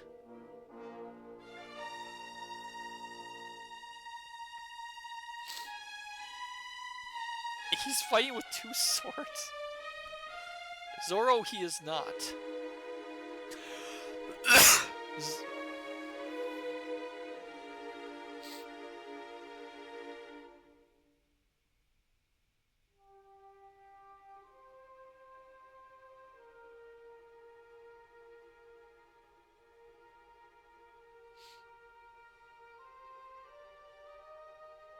Oh!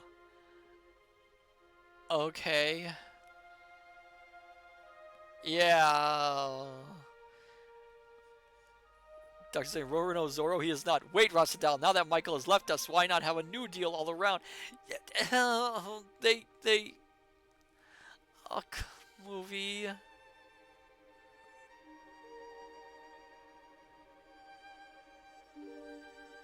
The Jacob's ladder for the king, the throne and the princess for you, and for me, say a confidence in your majesty's gratitude.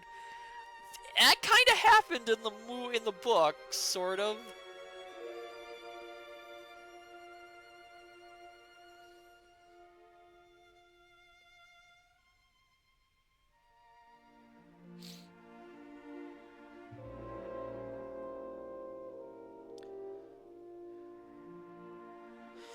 While you're unhun, Hensau, hell lacks its master. Oh. That's... There's a weirdness to all this. Which again, I'll get to towards the end.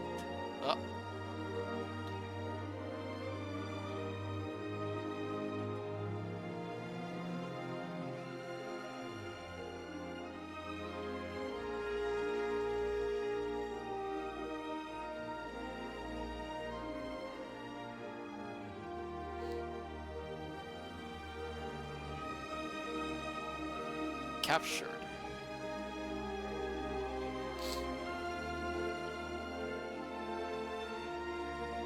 Good 20, only 2 guys. Yeah, there's only this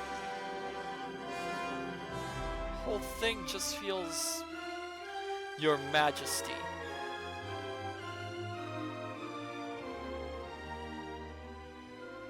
It just, I want to be impressed. I want to say,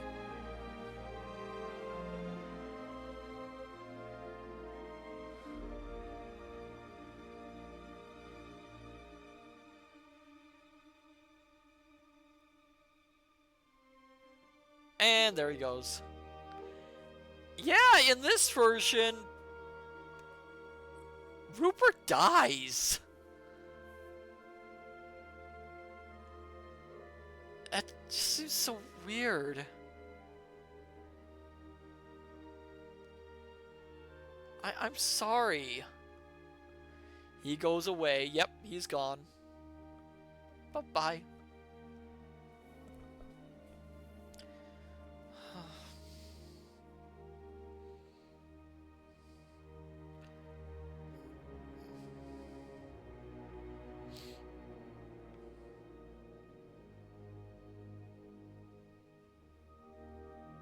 Okay, ha ha ha, comic relief.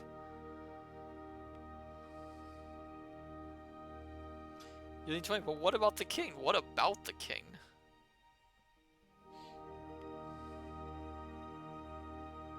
Did he just kill him?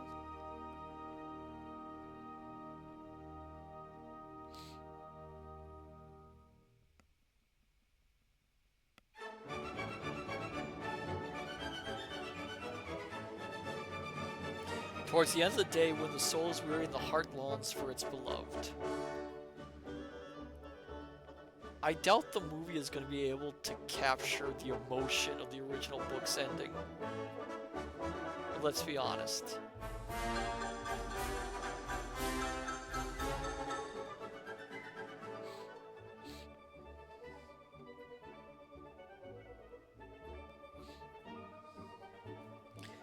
So they rescued him? Yeah, they rescued him. It was quick and straightforward and kind of very sudden.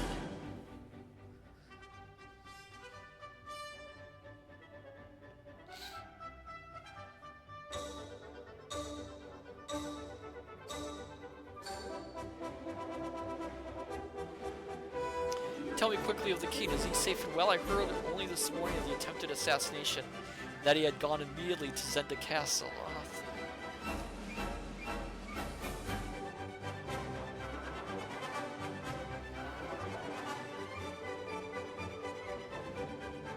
Yes, Princess, he is at the castle now. I will take you to him myself.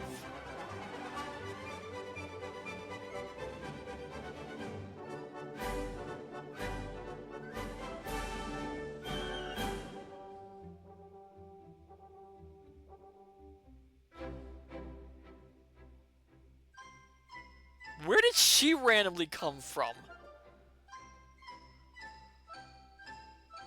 I mean, I know in the book, I heard this gentleman say the king was at Zenda Castle. Your Highness, the king is here in the lodge. Where did she come from? I mean, she's in the book, but we had some recollection that we had some hints that she was going to be coming in sooner or later. It was mentioned that she had been turned away by Rupert, so she was kind of, it's like, who is she? She's in the, if you recall in the book, she is the girl who was trying to sell wood on horse, and her horse was taken by Rupert during the chase down sequence, which was not in this film. And they left her in this version. But how does she know he's here? Who is she? And what relation does she have to any of this story?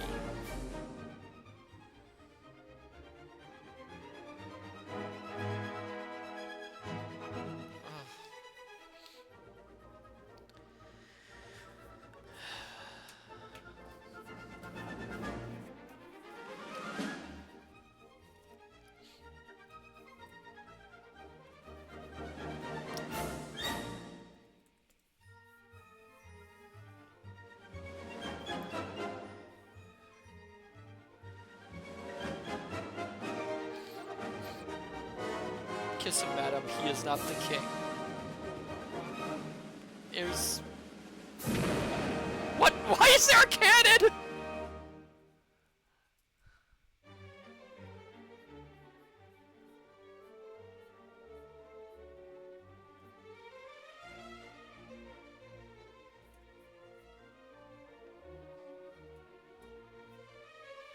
Do I not know, my love?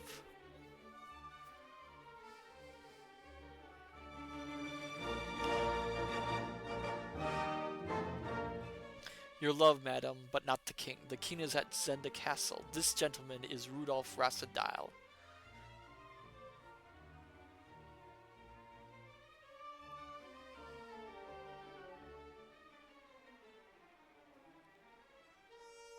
Yeah.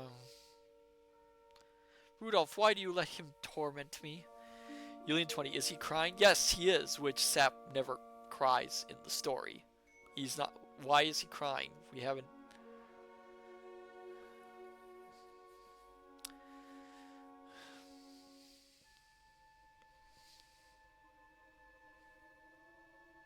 God forgive me, I am not the king. Oh, you are so dramatic.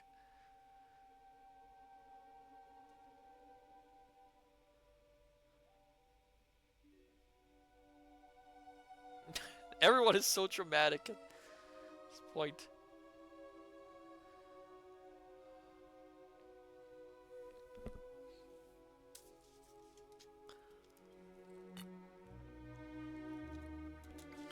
Yulin 20, I like her hat. Yes, it's a very nice hat. What does it mean? It means he's not the king. He just said.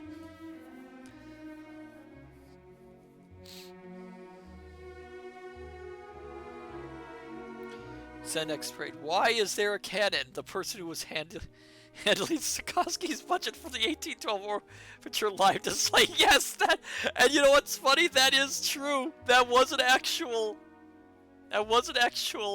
reaction when they were putting that together. Why is there a cannon?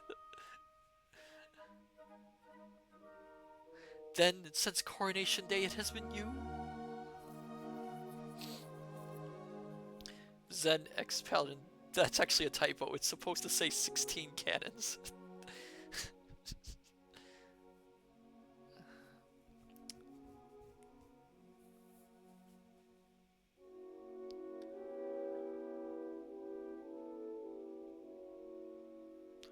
The part you played with me, Rudolph, was that false too? Oh, so dramatic.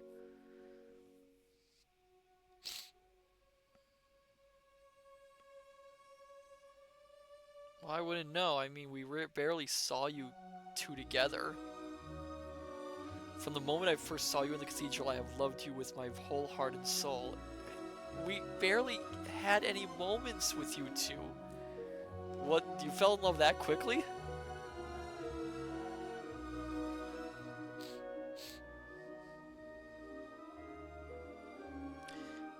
Said also half of those are siege mortars. They make a bigger bang. Yulian 20. It can happen. That is true. It can happen. I mean, it can happen in real life. It just seems a little sudden for this tale.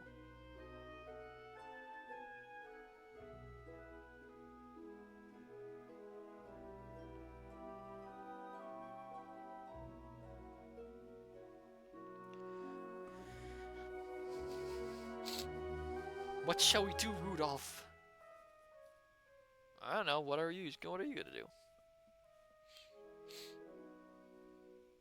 I leave Duratania tonight. Oh, my darling, if I could take you with me.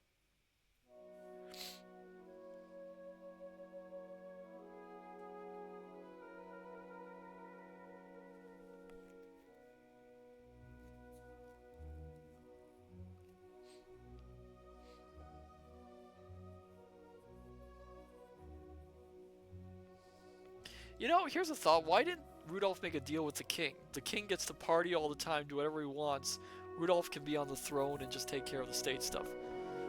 Rudolph, sorry, missed that one. But if love were all, you would have left the king to die.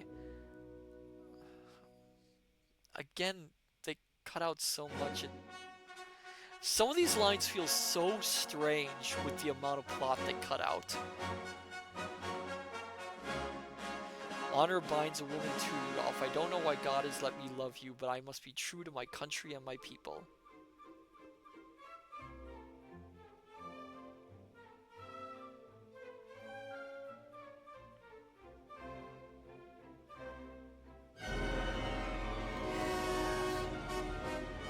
You are right, my darling. God help us both.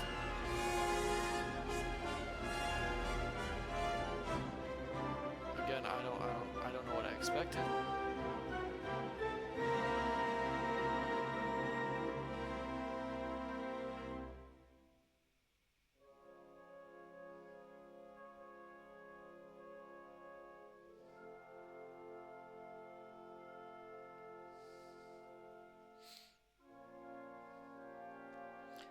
In the book, the ring was put on his hand much earlier.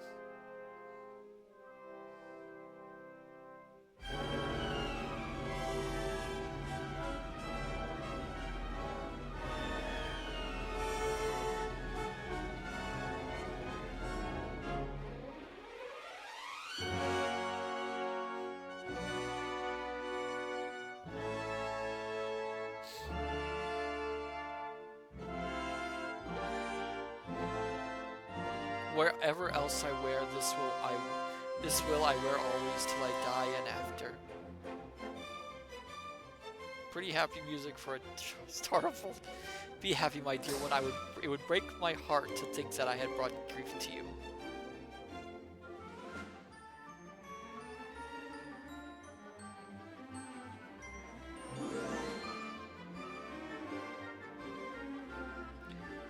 Said, you bitch, how's that shit gross?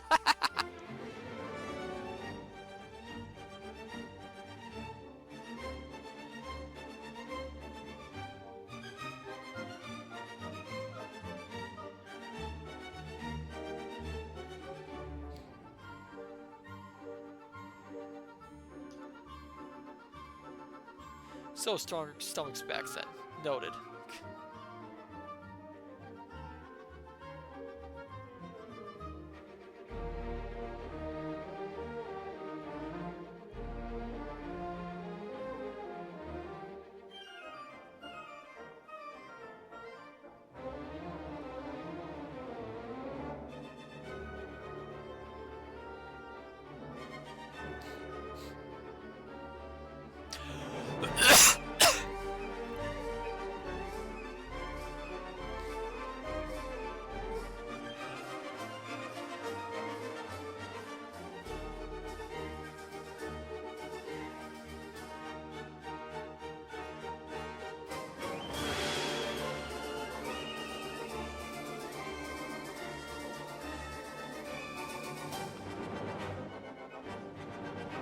God does not always make the right man kings. You are the finest elf bird of them all.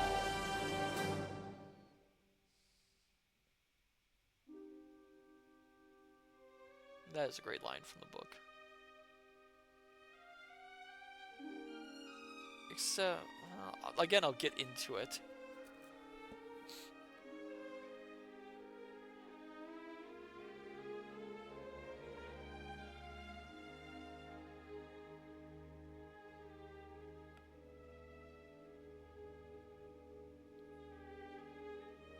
And off he goes back home.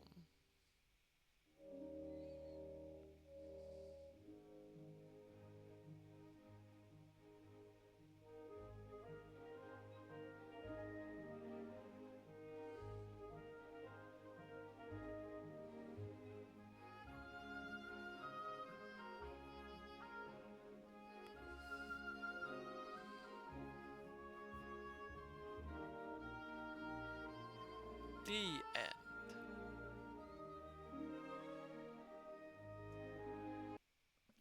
Oh, that was a sudden ending. Okay. So,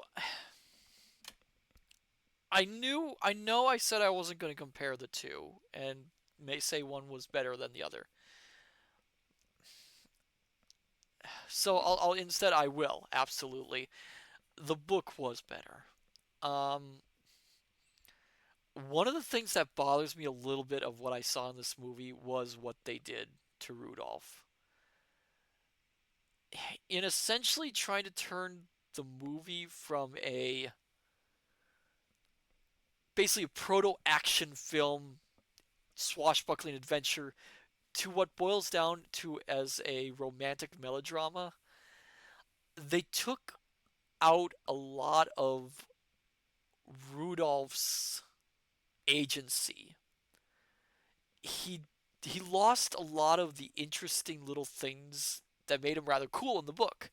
I mean, we got whole sections of him being the one planning out how they're going to rescue the king, him going on these daring raids, riding through the countryside, fighting Black Michael's soldiers and hired men, and doing all this.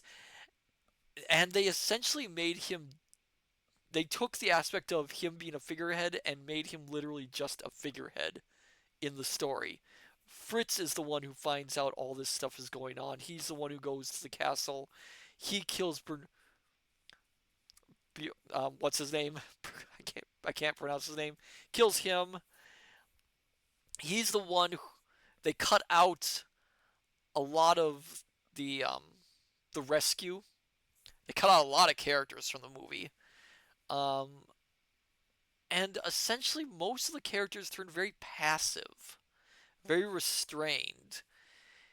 Um, Sap didn't really do much in the story. Uh, Rudolph just felt, at least for me as viewer, he felt like he didn't earn those small bits of action and small bits of characterization that was in the film. The romance between him and Flavia wasn't very well developed. It's interesting that in this version he does kill Black Michael, and it was a spectacular death. Black Michael also didn't seem like he had a lot of power in this one. You know what's funny? I just realized we are introduced to Black Michael's forces, the Black Grenadiers or something, and they're never used again in the film. Ever. Did you notice that? We never see them ever again. They make them a big deal in the coronation, and then they just kind of disappear. The A lot of the choices just feel like what they were trying to do is they had the story. This was based off a play version, so of course restrictions on the stage.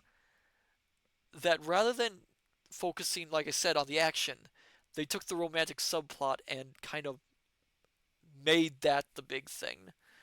Uh, Antoinette de Malvern, she goes again from being a big part of the plot to she kind of she does things, but they're not. They don't really. I don't know how to describe it with her. The things she does in the book are a lot different than what she does in the movie, I guess. Um, and she kind of disappeared from the plot too, didn't she? She just kind of walked off. She kind of walked off the movie and is gone after the drawbridge scene. She's like gone from the entire plot. I think no one remembers that she was in it. And it is kind of sad that the one bit where she is the one who absolutely recognizes that Rudolph is not the king, and there's these hints, but it's only because he happened to be on the train with her. And so the most we get is, "Oh, it was nice being on the train with you. Farewell." And that was it. There's nothing else. Also, I think in some ways the casting tells you a lot about this sort of film. Rudolph feels a little old in this movie. He probably wasn't, but he comes across, at least to me, that he's an older character, which again might have added to the more restrained take on him. He's not an action hero. He's not in it for like, let's do this, my friends. Let's do all this. Let's go out and do this. And he's very much reluctant in this version. In fact, he only gets involved after a coin flip,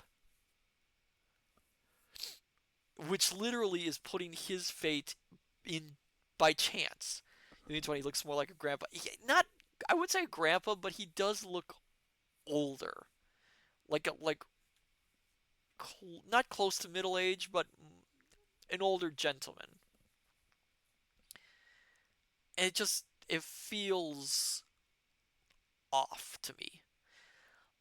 I do agree. While we were watching this, I did have IMDb up, and I do agree with what some people said that it's a very, no offense to fans of it, it's a very dull take on what was a very exciting and emotional book. It's trying to, on a smaller budget, it's very obviously, even with the sets being beautiful and the shooting locations, it feels small. Everything feels small. We don't get a great deal of the scope of this event. They cut out a lot of the conspirators, the size of things. We don't get the sense of Ruritania and how big it is and how the vastness of all these intricate subplots going on. It's very much a very tiny thing, a very tiny story. The casts are minimal. So, what I guess I'm saying with this film, comparing it to the book, it really.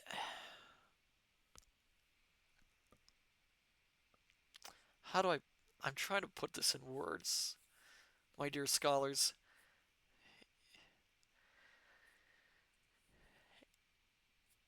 It lost something with all the cuts they made.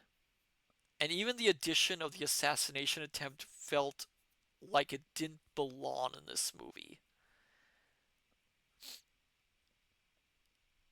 Even that little bit where they talk about how, oh, I've got all the guards paid off so I can do this, that's felt off. A lot of it just felt like the latter half of the first half of the movie was okay for the most part with some little bits of roughness. The last half of the movie felt like they had just given up on trying to be close to the book.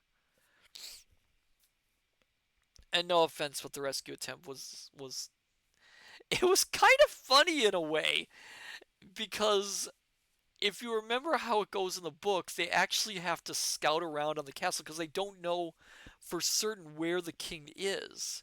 And they don't know what's going on in the castle. So they actually spend chapters scouting out the castle, trying to figure out who's actually on guard, where this is. They have a very exciting scene in the moat where they almost get caught and they're certain.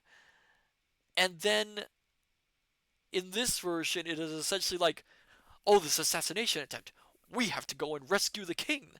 And then you see three of them race off to this castle, which apparently is manned by four people only. You need 20, they almost forgot him. Yes, they did. And it is kind of funny to hear the movie try to make excuse of, oh, we don't early on, we sent off all the servants, all the people living there, all the things. So you literally have only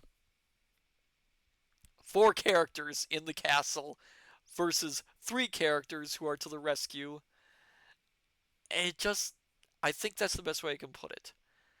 The movie feels small.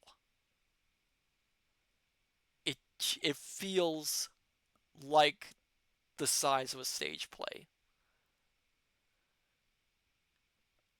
It never reaches a full cinematic experience. It feels like a stage play in terms of its scope. So yes, I think we can all agree the book was better. Anyway, so next week there is an announcement I want to make about next week.